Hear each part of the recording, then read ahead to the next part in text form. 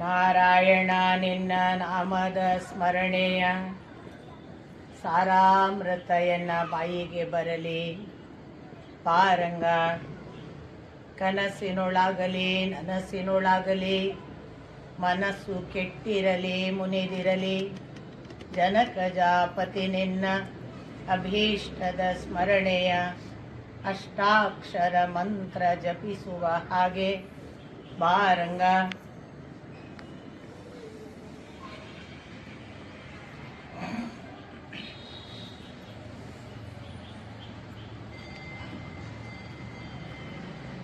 ನಾರಾಯಣಂ ನಮಸ್ಕೃತ್ಯ ನರಂ ಚೈವ ನರೋತ್ತಮಂ ದೇವೀಂ ಸರಸ್ವತೀಂ ವ್ಯಾಸಂ ತತೋ ಜಯಮುದೀರಯೇತ್. ಓಂ ಕೃಷ್ಣಂ ವಂದೇ ಜಗದ್ಗುರುಂ.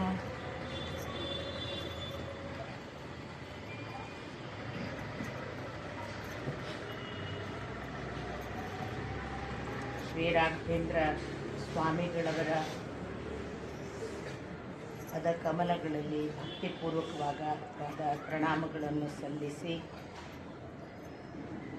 ಶ್ರೀಕೃಷ್ಣನನ್ನು ವೇದವ್ಯಾಸರನ್ನು ಅತ್ಯಂತ ಶ್ರದ್ಧೆಯಿಂದ ನಮಸ್ಕರಿಸಿ ಆಶೀರ್ವಾದ ಬೇಡುತ್ತಾ, ನೆರೆದಿರುವ ಎಲ್ಲ ಹಿರೇಕಿರಿಯ ಭಕ್ತರ ಪದತಲಕ್ಕೆ ಹಣೆ ಹಚ್ಚಿ ನಮಸ್ಕಾರ.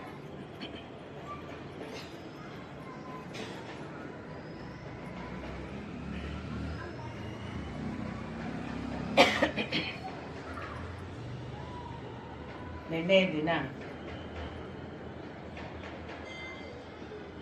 ನಾವು ಒಂದೊಂದು ಹಂತವಾದ ಯುದ್ಧ ಪ್ರಕ್ರಿಯೆಯಾಗಿ 14ನೆಯ ದಿನದವರೆಗಿನ ಯುದ್ಧ ಪ್ರಕ್ರಿಯೆಯನ್ನು ನೋಡ್ತಾ ಇದ್ದೇವೆ. 14ನೆಯ ದಿನದ ಯುದ್ಧ ಮುಗಿಯಿತು.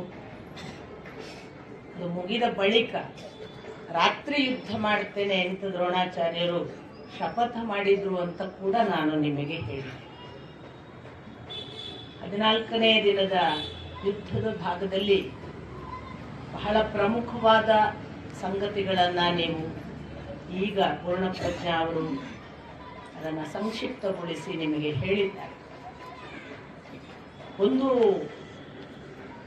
ಈ ಯುದ್ಧದ ವಿವರಗಳನ್ನು ಹೇಳುವ ಪ್ರಮುಖ ಅಂಶಗಳಲ್ಲಿಯೇ ಸಮಯ ಹೋಗೋದ್ರಿಂದ ನಾನು ಹೆಚ್ಚು ಆ ಕಡೆ ಈ ಕಡೆ ಅದರ ವ್ಯಾಖ್ಯಾನಕ್ಕೋ ಅಥವಾ ಸ್ವಲ್ಪ ಅದರ ನಮ್ಮ ಬದುಕಿಗೆ ಅದನ್ನು ರೆಲೆವೆಂಟ್ ಮಾಡುವಂತಹ ಎಷ್ಟೋ ಘಟನೆಗಳನ್ನು ನನಗೆ ಹೇಳೋದಕ್ಕೆ ಸಾಧ್ಯ ಆಗೋದಿಲ್ಲ. ಏಕೆಂದರೆ ಈ ಯುದ್ಧ ಮುಗಿಸ್ಲಿಕ್ಕೇನೆ ಅದು ಒಂಥರ ಈ ಕಳೆದ ಇಷ್ಟು ದಿನಗಳಲ್ಲಿ ನಾನು ಯುದ್ಧ ಮಾಡಿದ ಹಾಗೆ ದಣಿತಿದ್ದೇನೆ. ನನಗೆ ಅನ್ನಿಸ್ತಿತ್ತು ಅವ್ರಿಗೆ ಏನ್ ದಣಿದಿರ್ಬೋದು ಪಾಪ ಅಂತ. ಓದಿ ಹೇಳಕ್ಕೆ ನಾನು ದಣಿತೇನೆ ಅಂದ್ರೆ ಅವರು ದುಡಿದು ದಣದವ್ರು ಏನ್ ಕಟ್ಟಿನೋ, ಅಥವಾ ಅದು ಎಷ್ಟು ಬರೇ ಸಾಮಾನ್ಯ ದುಡಿಮೆಯೂ ಅಲ್ಲೂ ಅಲ್ಲ, ಶಸ್ತ್ರಾಘಾತಗಳಿಂದ ಮೈ ತುಂಬಾ ಗಾಯ ಮಾಡಿಕೊಂಡು ಎಷ್ಟೋ ಬಾರಿ ಎಂತೆಂಥ ವೇದನೆಗಳಿದ್ರು ಯುದ್ಧ ಮಾಡಬೇಕಾದ್ರೆ ಅವರೆಷ್ಟು ಹೈರಾಣಾಗಿರ್ಬೋದು ಗೊತ್ತಿಲ್ಲ. ಆದ್ರೆ ನಿನ್ನೆ ಯಾರೋ ಹೇಳ್ತಿದ್ರು, ಬಹಳ ಚೆನ್ನಾಗಿ ಯುದ್ಧ ಭೂಮಿಗೇನೆ ಕರ್ಕೊಂಡು ಹೋಗ್ಬಿಡ್ತೀರಿ, ಅದೇನು ಯುದ್ಧವನ್ನೇ ನಾವೇ ನೋಡ್ತಿದ್ದೇವೆ ಅನ್ನುವ ಹಾಗೆ ಅನುಭವ ಕೊಡ್ತೀರಿ. ಒಂದೇ ಒಂದು ಅಂದ್ರೆ ನಮ್ಗೆ ಒಂದೇ ಒಂದು ಬಾಣ ಶಸ್ತ್ರದ ಪೆಟ್ಟು ತಾಗೋದಿಲ್ಲ ಅಂತ, ಅದೇ ಪುಣ್ಯ. ಆದ್ರಿಂದ ಇಲ್ಲಿವರೆಗೆ ಇದ್ದೀವಿ ನಾವು, ಇಲ್ಲಾದ್ರೆ ಇಲ್ಲಿ ಎಷ್ಟೋ ಜನ ನಾವು ಉದುರಿ ಹೋಗ್ತಿತ್ತು. ಅದು ಯಾಕೆ ಹೇಳ್ತೀನಿ ಅಂದ್ರೆ, ಯುದ್ಧ ನಮಗೆ ಕೇಳಲಿಕ್ಕೂ ರಮ್ಯವಲ್ಲ, ಯುದ್ಧ ಬದುಕಿನ ಭಾಗವಾಗಿಯೂ ರಮ್ಯವಲ್ಲ. ಯುದ್ಧ ಭೀಕರವಾದ ಒಂದು ದುಃಖದ ಮತ್ತು ನಾವು ಶಾಂತಿ ಅದರಿಂದ ಸಿಗ್ತದೆ ಅಂತ ಭ್ರಮಿಸುವ ಒಂದು ಭಾಗ. ಶಾಂತಿಗೆ ವ್ಯಾಖ್ಯಾನವೇ ಅದು. ಒಂದು ಯುದ್ಧ ಮುಗಿದು ಇನ್ನೊಂದು ಯುದ್ಧ ಪ್ರಾರಂಭ ಆಗುವವರೆಗಿನ ಅವಧಿ. ಒಂದು ಯುದ್ಧ ಮುಗೀತದೆ, ಆಯ್ತು ಈಗ ಸಿಕ್ಕಿತು ಅಂತ ತಿಳಿವಾಗ ಇನ್ನೊಂದು ಯುದ್ಧ ಬರುತ್ತೆ. ಅಷ್ಟರಲ್ಲಿ ಎಷ್ಟು ಸಿಕ್ಕಿತಲ್ಲ ಅಷ್ಟೇ ಶಾಂತಿ. ಶಾಂತಿ ಅನ್ನುವುದು ತುಂಬಾ ಒಂದು ಭ್ರಾಮಕವಾದ, ನಮಗೆ ಅದು ಲಭ್ಯವಿಲ್ವೇನೋ ಅನ್ನುವ ಹಾಗೆ ನಮ್ಮಿಂದ ದೂರ ಇರುವ ಪದಾರ್ಥ ಆಗಿಬಿಟ್ಟಿದೆ. ಯಾಕೆಂದ್ರೆ ನಮಗೆ ಮಹತ್ವಾಕಾಂಕ್ಷೆ, ಅದು ಬೇಕು ಇದು ಬೇಕು ಅಂತ. ನಾನು ಮೊನ್ನೆ ದಿನ ಅಭಿಮನ್ಯುವನ್ನ ಅವನ ಯುದ್ಧದ ಪರಿಯನ್ನ ನಿಮಗೆ ಹೇಳುವಾಗ ನನಗೆ ವೈಯಕ್ತಿಕವಾಗಿ ನಾನು ನಿಮಗೆ ಯಾವತ್ತೇ ಹೇಳಬೇಕು ಅಂದರೆ ಅದು ಅದರ ರಭಸ, ಅದರ ಭಾವುಕ ಭಾಗಗಳು, ಅರ್ಜುನನ ಅನೇಕ ಅದರ ಜೊತೆಗಿನ ಸ್ಪಂದನ ಇವೆಲ್ಲ ಇರೋದ್ರಿಂದ ನಾನು ಹೆಚ್ಚು ಆಚೆ ಈಚೆ ನಿಮ್ಮನ್ನು ಕರ್ಕೊಂಡು ಹೋಗಲಿಲ್ಲ. ಆದರೆ ನನಗೆ ಆಗ ನೆನಪಾದದ್ದು, ನಮ್ಮ ಭಾರತೀಯ ಸೇನೆಯಲ್ಲಿ ಜಸ್ವಂತ್ ಸಿಂಗ್ ರಾವತ್ ಅನ್ನುವ ಒಬ್ಬ ವ್ಯಕ್ತಿ 1962ರಲ್ಲಿ ಒಬ್ಬರೇ ಒಂಟಿಯಾಗಿ ಹೋರಾಟ ಮಾಡಿದ ಒಂದು ಕಥಾ ಭಾಗವನ್ನ ನೀವು ಕೇಳಿರ್ಲಿಕ್ಕೆ ಸಾಕು. ಚೀನಾದವರು ಕಾಣಿಸುತ್ತೆ, ಇವರು ಸೇನಾ ತುಕಡಿಯವರು ಕಾವಲು ಕಾಯುವುದು ಪಾಪ ಹಿಮಾಲಯದ ಬೆಟ್ಟಗಳ ಮಧ್ಯೆ, ಇದು ಅವರ ಕಾಯಂ ಉದ್ಯೋಗ. ರಕ್ಷಣೆಗಾಗಿ ನಿಲ್ಲೇಬೇಕು, ಯಾರು ಬರ್ತಾರೋ ಬಿಡ್ತಾರೋ. ಅದೇನೋ ಘೋಷಿತ ಯುದ್ಧ ಅಲ್ಲ. ಸಡನ್ ತುಕಡಿಯವರು ಆ ಕಡೆಯಿಂದ ಇವರ ತುಕಡಿಗಳನ್ನು ಧ್ವಂಸ ಮಾಡ್ತಾರೆ. ಹೀಗೆ ಧ್ವಂಸ ಆಗ್ತಾ ಹೋದ ಹಾಗೆ ಭಾರತೀಯ ಸೇನೆಯಲ್ಲಿರುವ ಅಷ್ಟೋ ಮಂದಿ ಕೊಲೆಗೆ ಅಥವಾ ಹತರಾಗ್ತಾರೆ. ಉಳಿಯೋರು ಜಸ್ವಂತ್ ಸಿಂಗ್ ರಾವತ್ ಮಾಡ್ತಾರೆ. ಆದರೆ ಆಚೆ ಕಡೆಯ ಅಷ್ಟೂ ಸೇನೆಯನ್ನು ಒಬ್ಬ ಜಸ್ವಂತ್ ಸಿಂಗ್ ರಾವತ್ ಒಬ್ಬ ಏಕಾಂಗಿಯಾಗಿ ಬಹಳ ವಿಶೇಷ ರೀತಿಯಿಂದ ಹಿಮ್ಮೆಟ್ಟಿಸ್ತಾರೆ ಅಥವಾ ಗಾಬರಿಗೆ ಒಳಪಡಿಸ್ತಾರೆ. ನಿಮಗೆ ಆ ಕಥೆ ಗೊತ್ತಿದ್ರೆ ಆಯಿತು, ಇಲ್ಲದಿದ್ರೆ ನನಗೆ ಯಾಕೆ ಅದು ಅಭಿಮನ್ಯುವಿನ ಥರ ಇವತ್ತಿಗೂ ಕೂಡ ಭಾರತೀಯ ಯೋಧರು ಹೋರಾಡ್ತಾರೆ, ನಮ್ಮ ದೇಶ ರಕ್ಷಣೆಗಾಗಿ ತಾವು ಟೊಂಕ ಕಟ್ಟಿ ನಿಲ್ತಾರೆ. ತಾವು ಕೂಡ ಎಲ್ಲಿಯಾದರೂ ನಮ್ಮ ಹಾಗೆ ವೈರಾಗ್ಯಕ್ಕೆ ಒಳಗಾಗಿದ್ರೆ ಏನು ಯುದ್ಧ ಬೇಡ ಅಂತ ಅವರು ಈ ಥರ ಎಂದೂ ಯೋಚನೆ ಮಾಡದೇ ಇರೋದ್ರಿಂದ ನಮ್ಮ ದೇಶ ಸುರಕ್ಷಿತವಾಗಿದೆ. ಹಾಗಾಗಿ ನಾನು ವೈರಾಗ್ಯ ಹೇಳಿದ್ರೆ ಅದು ನನ್ನೊಳಗಿನ ಯಾವುದೋ ಸಾತ್ವಿಕ ಬ್ರಹ್ಮಜ್ಞಾನದ ಹಸಿವಿನ ಪರಿಣಾಮ ಅಂತ ಭಾವಿಸಬೇಕು. ಎಲ್ಲರೂ ಅದನ್ನೇ ಭಾವಿಸಬೇಕಾಗಿಲ್ಲ. ಅವರ ಕ್ಷಾತ್ರರಿದ್ರೆ ಕ್ಷತ್ರಿಯ ಭಾವದಿಂದ ಯುದ್ಧ ಮಾಡುವುದು ಹೇಗೆ ಅಂತ ಯೋಚಿಸುವುದಕ್ಕೆ ಮಿಲಿಟರಿ ಸೇರ್ಬೇಕು. ಆ ದೃಷ್ಟಿಯಲ್ಲಿ ಜಸ್ವಂತ್ ಸಿಂಗ್ ರಾವತ್ ಮಾಡಿದ ಬಹಳ ದೊಡ್ಡ ಒಂದು ಕುಟಿಲ ನೀತಿ ಕೂಡ ಬಹಳ ಮುಖ್ಯವಾದ ಈ ಇದರಲ್ಲಿ ಯುದ್ಧದಲ್ಲಿ. ಅವ್ರು ಮಾಡಿದ್ದೇನು ಅಂತಂದ್ರೆ, ಒಂದಿಬ್ರು ಹೆಣ್ಮಕ್ಳು ಅಲ್ಲಿ ಗುಡ್ಡಗಾಡಿನ ಹೆಣ್ಮಕ್ಳು ಕುರಿ ಕಾಯುವವರು, ಅವರನ್ನು ಕರ್ಕೋತಾನೆ. ಕರ್ಕೊಂಡು ಆ ಕಾಲಕ್ಕೆ ಮದ್ದುಗುಂಡು ಹಾಕಿ ಕೊಡ್ಬೇಕು. ಇವನ ಹತ್ರ ಇದಿದ್ದೇವೆ ಏನು ಬಂದೂಕುಗಳು, ಅರೆ ಮದ್ದುಗುಂಡು ಹಾಕುವುದಕ್ಕೆ ಅವನಿಗೆ ಟೈಮ್ ಇಲ್ಲಲ್ಲ. ಇವ್ರು ಎದುರಿನಿಂದ ಅಷ್ಟು ಜನ, ಇವನು ಒಬ್ಬನೇ. ಇವನು ಏನ್ ಮಾಡ್ತಾನೆ ಅಂದ್ರೆ, ಒಂದು ಮದ್ದುಗುಂಡಿನ ಬಂದೂಕು ಸಿದ್ಧ ಆದ ಕೂಡಲೇ ಒಂದು ಬೆಟ್ಟದ ಮೇಲಿಂದ ಬಡ ಬಡ ಬಡ ಬಡ ಬಡ ಹೊಡೆಯೋದು. ಅವರೆಲ್ಲ ಓಹೋ ಇಲ್ಲಿ ಅವನು ಒಬ್ಬ ಇದ್ದಾನೆ ಅಂತ ಅಲ್ಲಿಗೆ ಬರೋದ್ರೊಳಗೆ ಇವನು ಗುಪ್ತವಾಗಿ ಇನ್ನೊಂದು ಬೆಟ್ಟದ ಮುಂದೆ ಹೋಗೋದು. ಅಷ್ಟರಲ್ಲಿ ಇನ್ನೊಂದು ಬಂದೂಕು ಆ ಹೆಣ್ಮಕ್ಳು ರೆಡಿ ಮಾಡಿ ಕೊಡ್ಬೇಕು, ಅವುಗಳು ಬರ್ಬೇಕು ಅವನೊಟ್ಟಿಗೆ. ಅಲ್ಲಿ ಹೋಗಿ ಇನ್ನೊಂದು ಬೆಟ್ಟದ ಮರೆಯಲ್ಲಿ ಅಲ್ಲಿ ಗುಂಡು ಹಾರಿಸೋದು. ಅವ್ರು ಎಣಿಸೋದು ಇಬ್ಬರಿದ್ದಾನೆ. ಅವನು ಅಲ್ಲಿಂದ 3ನೇ ಬೆಟ್ಟದ ಮರೆಗೆ ಹೋಗ್ತಾನೆ, ಅಲ್ಲಿಂದ ಗುಂಡು ಹಾರಿಸ್ತಾನೆ. ಹೀಗೆ ಆಚೆ ಈಚೆ 5-6 ಬೆಟ್ಟದ ಹಿಂದೆ 5-6 ಜನ ಇದ್ದಾರೆ ಅನ್ನೋ ಭ್ರಮೆ ಹುಟ್ಟಿಸಿ ಅವ್ರು ಅಲ್ಲಿಂದ ಅವರ ಅಷ್ಟು ಬಂದೂಕುಗಳನ್ನ ಖಾಲಿ ಮಾಡ್ಕೊಂಡು ಬಂದು ಕಟ್ಟ ಕಡೆಗೆ ಇವನೊಬ್ಬನೇ ಅಂತ ಗೊತ್ತಾಗಿ ಅವನನ್ನು ಕೊಲ್ತಾರೆ. ಆದ್ರೆ ಆ ಜಸ್ವಂತ್ ಸಿಂಗ್ ರಾವತ್ ಮಾಡಿದ ಆ ಕೆಲಸದ ಪರಿಣಾಮದಿಂದ ಎಷ್ಟೋ ಹೊತ್ತು ಚೀನಿಯರನ್ನ ಹಿಡಿದಿಡ್ಲಿಕ್ಕೆ ಸಾಧ್ಯ ಆಗಿದೆ. ಒಬ್ಬ ಏಕಾಂಗ. ಹಾಗಾಗಿ ಅದರ ಅಷ್ಟೇ ಅಲ್ಲ, ಅವನ ಬಗ್ಗೆ ಆ ನಂತರ ಆ ಭಾಗದಲ್ಲೂ ದೇವಸ್ಥಾನ ಮಾಡ್ತಾರೆ ಜನ. ದೇವಸ್ಥಾನ ಮಾಡಿ ಜಸ್ವಂತ್ ಸಿಂಗ್ ರಾವತ್ನ ಮೂರ್ತಿ ಇಡ್ತಾರೆ. ಇವತ್ತಿಗೂ ಏನು ನಂಬಿಕೆ ಅಂದ್ರೆ, ರಾತ್ರಿ ಒಂದು ವೇಳೆ ಭಾರತೀಯ ಯೋಧರ ಮೇಲೆ ಎದುರಾಳಿಗಳು ಆಕ್ರಮಣ ಮಾಡಿದರೆ ಜಸ್ವಂತ್ ಸಿಂಗ್ ರಾವತ್ ತಾನು ಸ್ವತಃ ಹೋಗಿ ಅಲ್ಲಿ ಹೊಡೆದಾಡ್ತಾನೆ ಅನ್ನೋದು ಇವತ್ತಿಗೂ ಅಲ್ಲೇ ಜನ ನಂಬ್ತಾರೆ ಅನ್ನೋ ಉಲ್ಲೇಖ ಇದೆ.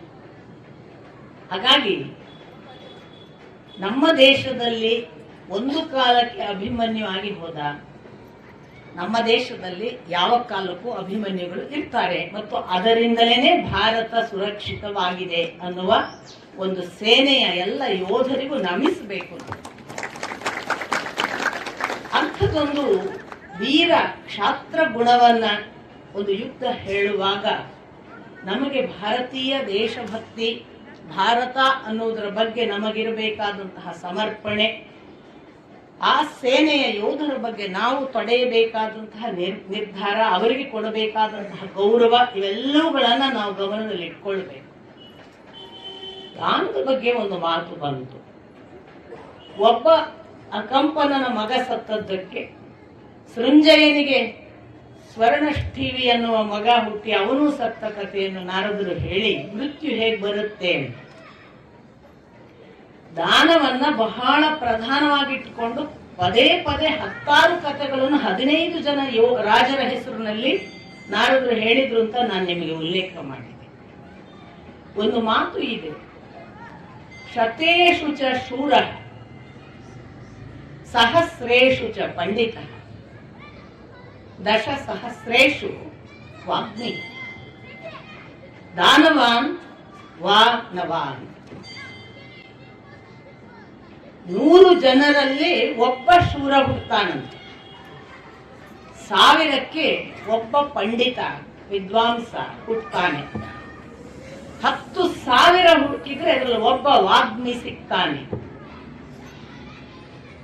ಇಷ್ಟೆಲ್ಲ ಹೀಗೆ ಹುಡುಕಿದ್ರೆ ಒಬ್ಬೊಬ್ಬರಾದ್ರೂ ಸಿಗ್ತಾರೆ. ದಾನವಾನ್, ದಾನ ಮಾಡುವವರು ಇಷ್ಟು ಸಂಖ್ಯೆಯಲ್ಲಿ ಹುಡುಕಿದರೂ ಒಬ್ಬನೂ ಸಿಗ್ತಾನೋ ಇಲ್ಲವೋ ಹೇಳಲಿಕ್ಕೆ ಬರೋದಿಲ್ಲ. ಈ ದಾನ ನಮಗೆ ನಮ್ಮನ್ನು ಕೊಟ್ಟುಕೊಳ್ಳುವುದಕ್ಕೆ ಇರುವ ಅತ್ಯಂತ ಒಳ್ಳೆಯ ಒಂದು ಮಾರ್ಗ.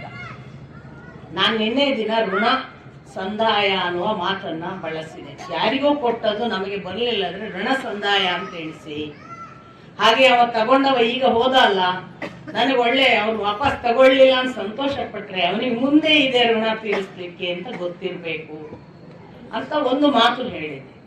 ದಾನ ಇದೆಲ್ಲದರ ಆಚೆಗಿನ, ಕೊಟ್ಟವನಿಗೆ ಕೊಟ್ಟ ನೆನಪು ಕೂಡ ಇಲ್ಲದೇ ಇರುವಂತ, ಎಷ್ಟು ಕೊಡಬೇಕು ಅನ್ನುವ ಪ್ರಕ್ರಿಯೆಗಳನ್ನ ನಮಗೆ ಪದೇ ಪದೇ ಎಚ್ಚರಿಸ್ತದೆ ನಮ್ಮ ಭಾರತೀಯ ಪರಂಪರೆ. ನಮ್ಮ ದೇಶದಲ್ಲಿ ಆ ಪರಂಪರೆಯನ್ನ ನಿರಂತರವಾಗಿ ಬೇರೆ ಬೇರೆ ಕಥೆಗಳ ಮೂಲಕ ಹೇಳಲಾಗಿದೆ. ನಾನು ಅದನ್ನು ಕೂಡ ನಿಮಗೆ ಈ ಪೂರ್ವದಲ್ಲಿ ಉಲ್ಲೇಖ ಮಾಡಿದ್ದೇನೆ. ಆದ್ರೆ ನಾವು ಒಂದು 500 ರೂಪಾಯಿ ಕೊಟ್ಟು ಹೋಟೆಲಲ್ಲಿ ತಿನ್ನಕ್ಕೆ ಯೋಚನೆ ಮಾಡ್ತೀವಿ. ವಾರಕ್ಕೊಮ್ಮೆ ಬೇಕಾದ್ರೆ ಹೋಟೆಲ್ಗೆ ಹೋಗ್ತೀವಿ, 500 1000 ಬೇಕಾದಷ್ಟು ಖರ್ಚು ಮಾಡ್ತೀವಿ. ದಿನ ಸಂಜೆ ಮದ್ಯದ ಅಂಗಡಿಗೆ ಹೋಗಿ ಮದ್ಯಕ್ಕೆ ದುಡ್ಡು ಕೊಟ್ಟು ಕುಡಿಯೋದಕ್ಕೆ ಗ್ಯಾಂಗ್ ರೆಡಿ ಮಾಡ್ಕೊಂಡು ಗ್ಯಾಂಗಿನ ಎಲ್ರಿಗೂ ಬೇಕಾದ್ರೆ ಪೇ ಮಾಡ್ತೀವಿ. ಆದ್ರೆ ನಮಗೆ ಯಾವತ್ತೂ ಕೂಡ ಇಲ್ಲ ನಾನು ಒಂದು 100 ರೂಪಾಯಿ ದಾನ ಮಾಡಬೇಕು ಅಂತ ಎಂದು ಅನಿಸಲ್ಲ. ಈಗ ಒಂದು 40,000 ಖರ್ಚಿದೆ ಅನ್ಕೊಳ್ಳಿ, 400 ಜನ ಸೇರ್ತೀರಿ. ನೀವು 400 ಜನ ಎಲ್ಲರೂ ಒಂದೊಂದು 100 ರೂಪಾಯಿ ಕೊಟ್ರೆ ಆಗತ್ತಲ್ಲ ಅಂತ ಯಾವತ್ತೂ ಯೋಚನೆ ಮಾಡಲ್ಲ. ನಾನೇ ಕೊಡ್ಲಿ, ಅವ್ರು ಇದಾರಲ್ಲ ಅವ್ರು ಕೊಡ್ತಾರೆ, ಒಂದೊಂದು 100 ರೂಪಾಯಿ ಕೊಟ್ರೆ ಆಗೋಗ್ಬಿಡುತ್ತಲ್ಲ, ಎಷ್ಟು ಸರಳ ಕೆಲಸ.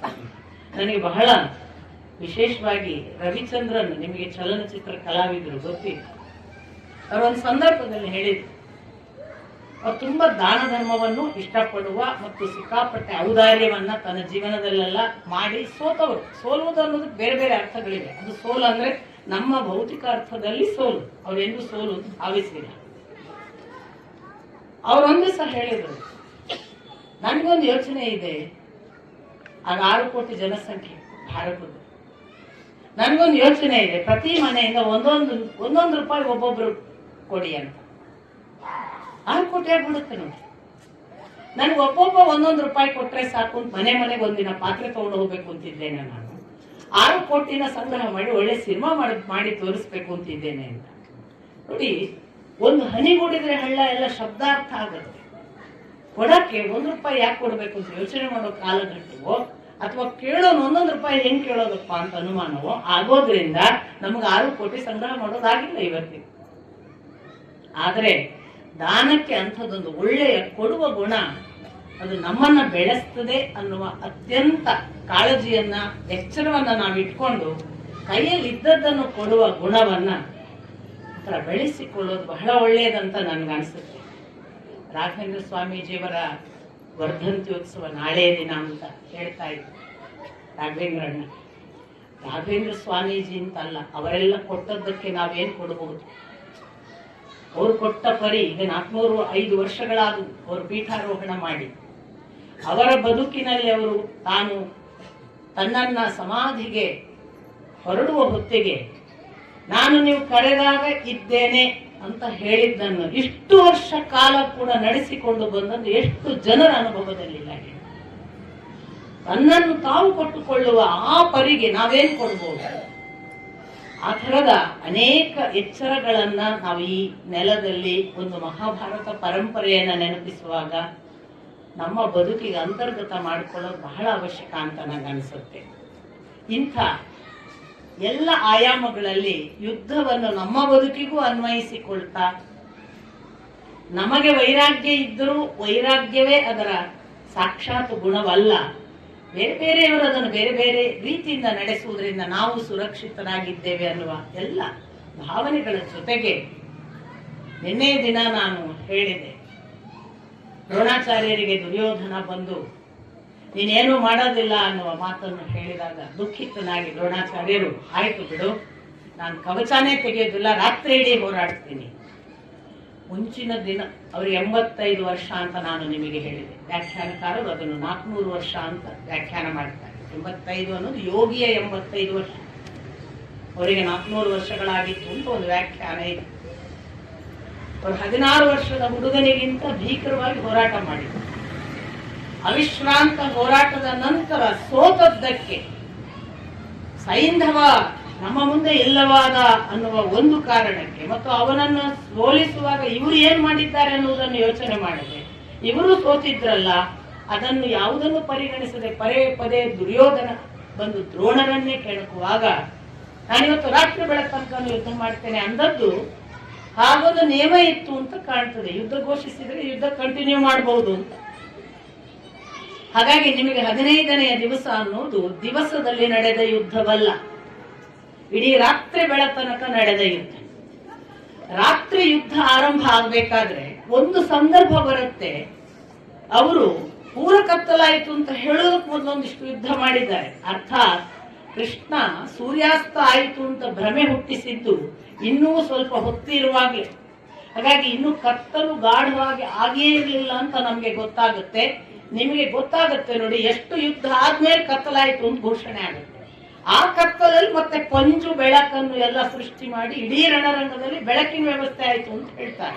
ಹಾಗಾಗಿ ಏಕಾಏಕಿ ಕತ್ತಲಾಗಲಿಲ್ಲ. ನಾವು ಯಾವುದನ್ನು ಇನ್ನು ಬೆಳಕು ಮತ್ತು ಕತ್ತಲಿನ ನಡುವಿನ ಅವಸ್ಥೆ, ಹಾಗೆ ಇನ್ನು ಸೂರ್ಯ ಅಸ್ತ ಆದ್ಮೇಲೆ ಎಷ್ಟೋ ಹೊತ್ತು ಬೆಳಕಿರುತ್ತೆ. ಈಗ ನಾನು ಬರುವವರೆಗೂ ಬೆಳಕೇ ಇತ್ತು. ಹಾಗಾಗಿ ಒಂದು ಸೂರ್ಯಾಸ್ತ ಅನ್ನುವುದು ಆಗುವ ಎಷ್ಟೋ ಮೊದಲೇ ಕೃಷ್ಣ ಒಂದು ಮರೆ ಮಾಡುವಂತಹ ವಿಭ್ರಾಂತಿಯನ್ನು ಉಂಟು ಮಾಡಿರ್ಬೋದು, ಗೊತ್ತಿಲ್ಲ. ಇನ್ನು ಬಹಳ ವಿಶೇಷ ಅಂದ್ರೆ ಆ ರಾತ್ರಿ ಯುದ್ಧದಲ್ಲಿ ಮತ್ತೆ ಪ್ರಾರಂಭ ಮಾಡುವಾಗ ದ್ರೋಣಾಚಾರ್ಯರು ಏನೇನೂ ದಣಿವಿಲ್ಲದೆ ಮತ್ತೆ ಯುದ್ಧ ಘೋಷಣೆ ಮಾಡುತ್ತಾರೆ. ಇಲ್ಲಿ ವ್ಯೂಹ, ಸೇನೆ, ಅದರ ರಚನೆ, ಇದರ ವಿವರಗಳಿಲ್ಲ. ಏಕಾಏಕಿ ಯುದ್ಧ ಆರಂಭ. ಅಂದ್ರೆ ಒಂದು ದೃಷ್ಟಿಯಿಂದ ಹೇಗೆ ಕಾಣ್ತದೆ ಅಂದ್ರೆ, ಆಗ ಮುಂದುವರಿಸ್ತಾ ಇದ್ದ ಯುದ್ಧ ಏನು ಒಂದು ಸ್ವಲ್ಪ ತಾತ್ಕಾಲಿಕ ನಿಂತಿತ್ತು, ಅದೇ ಮತ್ತೆ ಮುಂದುವರಿಯಿತು ಅನ್ನುವ ಹಾಗೆ ಯಥಾ ಪ್ರಕಾರ ಯುದ್ಧ ಆರಂಭ ಆಗುತ್ತೆ. ಯುಧಿಷ್ಠಿರನನ್ನು ಮತ್ತೆ ದುರ್ಯೋಧನ ಮುಖಾಮುಖಿ ಆಗ್ತಾನೆ.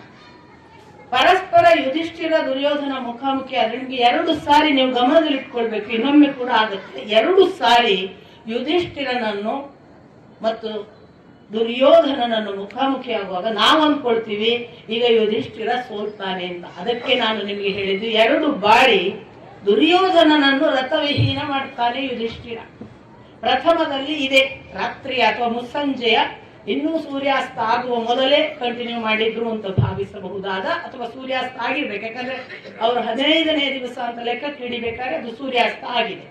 ಸೂರ್ಯಾಸ್ತ ಆದ ಮೇಲೆ ಎಷ್ಟೋ ಹೊತ್ತಿನ ಬೆಳಕಿದೆಯಲ್ಲ, ಆ ಬೆಳಕಿನಲ್ಲಿ ಯುದ್ಧ ನಡೆದಿದೆ. ಯುಧಿಷ್ಠಿರ ಒಂದು ಹಂತಕ್ಕೆ ಪರಸ್ಪರ ಯಾವ ಮಟ್ಟಕ್ಕೆ ದುರ್ಯೋಧನ ಜೊತೆಗೆ ಯುದ್ಧ ಮಾಡ್ತಾನೆ ಅಂದ್ರೆ, ದುರ್ಯೋಧನ ರಥವಿಹೀನನಾಗಿ ಮತ್ತೆ ಇನ್ನೊಂದು ರಥ ಏರುವ ಸ್ಥಿತಿ ಬರುತ್ತೆ. ಅಷ್ಟಕ್ಕೆ ಅವರ ಯುದ್ಧ ಮುಗಿಯಲ್ಲ. ನಿಮಗೆ ಗೊತ್ತು, ಪರಸ್ಪರ ಇನ್ನೊಬ್ಬರು ಇದ್ದೇ ಇರ್ತಾರೆ, ದ್ವಂದ್ವ ಯುದ್ಧದ ಹಾಗೆ. ಇತ್ತ ಭೂರಿಶ್ರವಸನನ್ನು ಕೊಂದದ್ದಕ್ಕೆ ಅವರ ಅಪ್ಪ ಸಿಟ್ಟಾಗಿರ್ತಾನೆ. ಅವ ಸೋಮದತ್ತ, ಅವನು ಸಾತ್ವಿಕಿಯ ಬೆನ್ನು ಹತ್ತುತ್ತಾನೆ. ಸಾತ್ವಿಕಿಯನ್ನು ಹಿಡಿದು ಹೊಡೆದೇ ಕೊಂದು ನಾನು ಇವತ್ತು ನಿಷ್ಕ್ರಮಿಸುವುದು, ಯಾಕಂದ್ರೆ ನಾನು ಇಲ್ಲಾಂದ್ರೆ ಘೋರ ನರಕಕ್ಕೆ ಹೋಗುವ ಹಾಗಾಗಲಿ ಅಂತ ಶಪಥ ಹಾಕ್ತಾನೆ.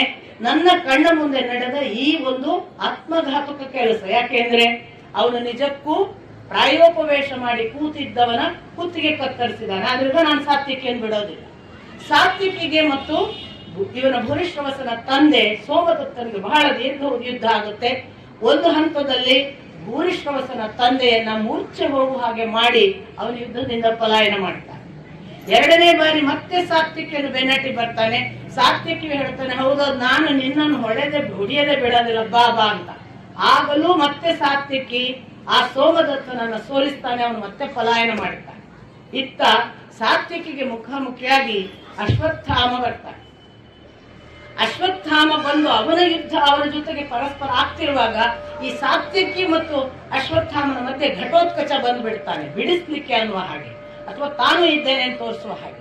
ಈ ಘಟೋತ್ಕಚ ಮತ್ತು ಅಶ್ವತ್ಥಾಮನ ನಡುವೆ ಯುದ್ಧ ಆಗಿ ಘಟೋತ್ಕಚನ ಮಗನನ್ನು ಕೊಲ್ತಾನೆ.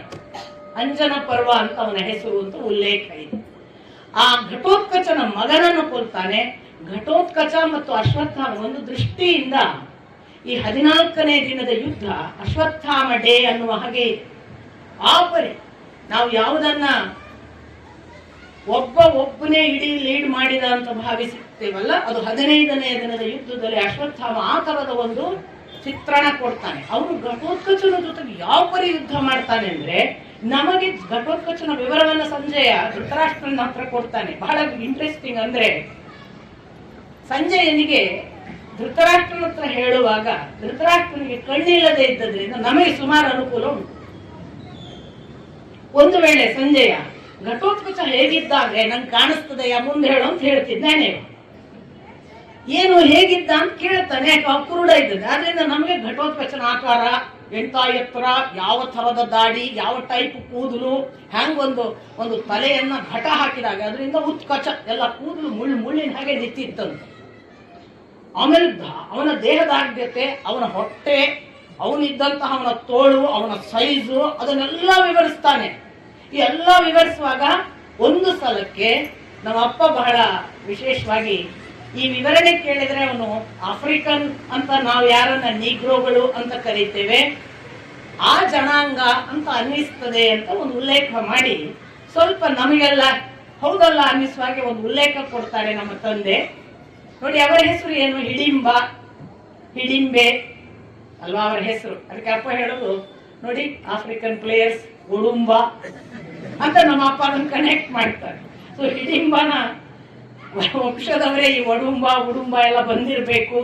ಅದೇ ತರದ ಒಂದು ವಂಶ ಅಂತ ಕಾಣ್ತಕ್ಕಂದ್ರೆ ಇವರ ಬಣ್ಣ, ಇವರು ತಾಮ್ರವರ್ಣ, ನೀಲಿ ಕಣ್ಣು, ಹೀಗೆಲ್ಲ ಹೇಳ್ತಾರೆ ಇವನ ಬಗ್ಗೆ, ಘಟೋತ್ಕಚನ ಬಗ್ಗೆ ವಿವರಣೆ. ಈ ಘಟೋತ್ಕಚ ಮಾತ್ರ ಅಲ್ಲ, ನನಗೆ ಯಾವಾಗಲೂ ಅನಿಸಿದ್ದಂತು ಧೃತರಾಷ್ಟ್ರ ಕುರುಡ ಅಲ್ಲದಿದ್ರೆ ಅಷ್ಟು ಧ್ವಜದ ವಿವರಣೆ ಕೊಡಲ್ಲ. ಮತ್ತೆ ಎಷ್ಟು ಸೂಕ್ಷ್ಮ ಇದೆ. ಧ್ವಜದಲ್ಲಿ 2 ಹೇಳ್ತಾರೆ. ನಾವು ಪತಾಕೆ ಅಂದ್ರೂ ಧ್ವಜ ಅಂತ ಎಣಿಸ್ತೇವೆ. ಪತಾಕೆ ಬೇರೆ, ಧ್ವಜ ಬೇರೆ. ಪತಾಕೆ ಅವರ ಪ್ರಕಾರ ತ್ರಿಕೋಣಾಕಾರದಲ್ಲಿದ್ರೆ ಅದು ಪತಾಕೆ. ಚತುರ್ಭುಜ ಇರ್ಬೇಕು, 4 ಕೋಣ, 4 ಕಡೆಯಿಂದ 4 ಮೂಲೆಯ ಬಟ್ಟೆ ಆದ್ರೆ ಆಗ ಮಾತ್ರ ಧ್ವಜ. ಹೀಗೆಲ್ಲ ಬಹಳ.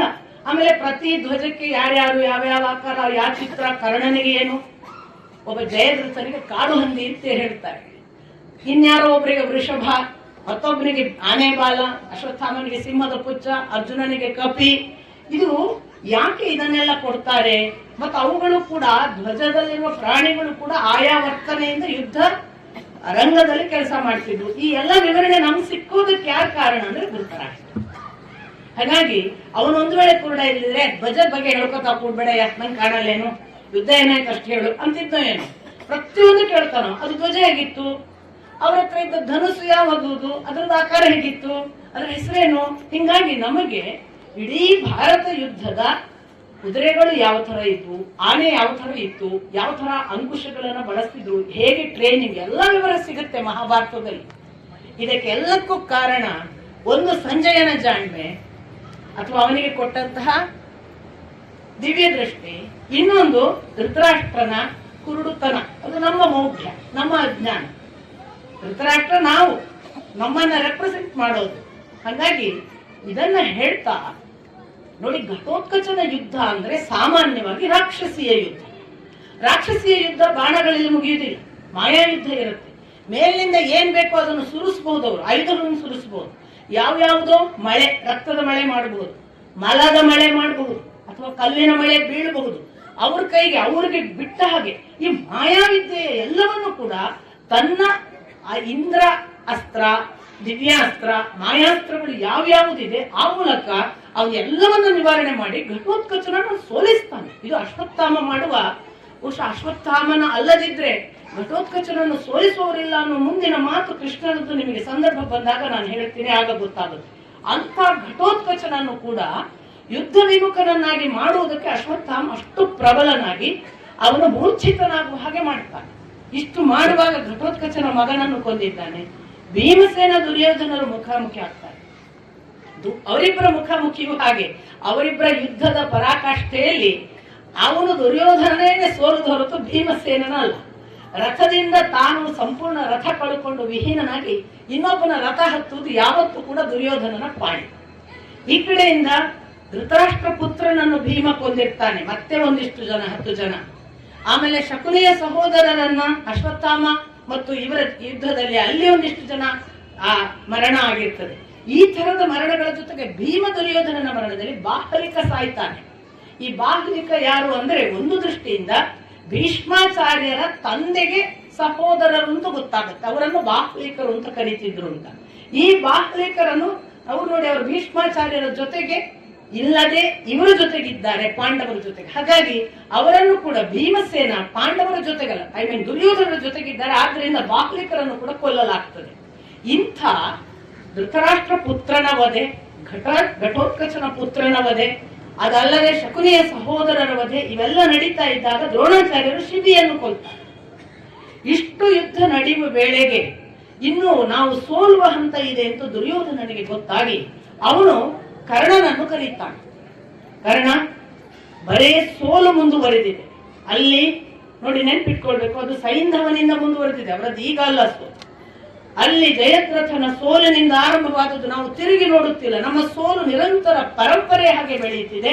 ನೀನು ಅಥವಾ ನಾವು ಈಗ ಏನಾದ್ರೂ ಮಾಡಲೇಬೇಕು. ನಾನು ನಿನ್ನ ಮೇಲೆ ಭರವಸೆ ಇಟ್ಟಿದ್ದೇನೆ.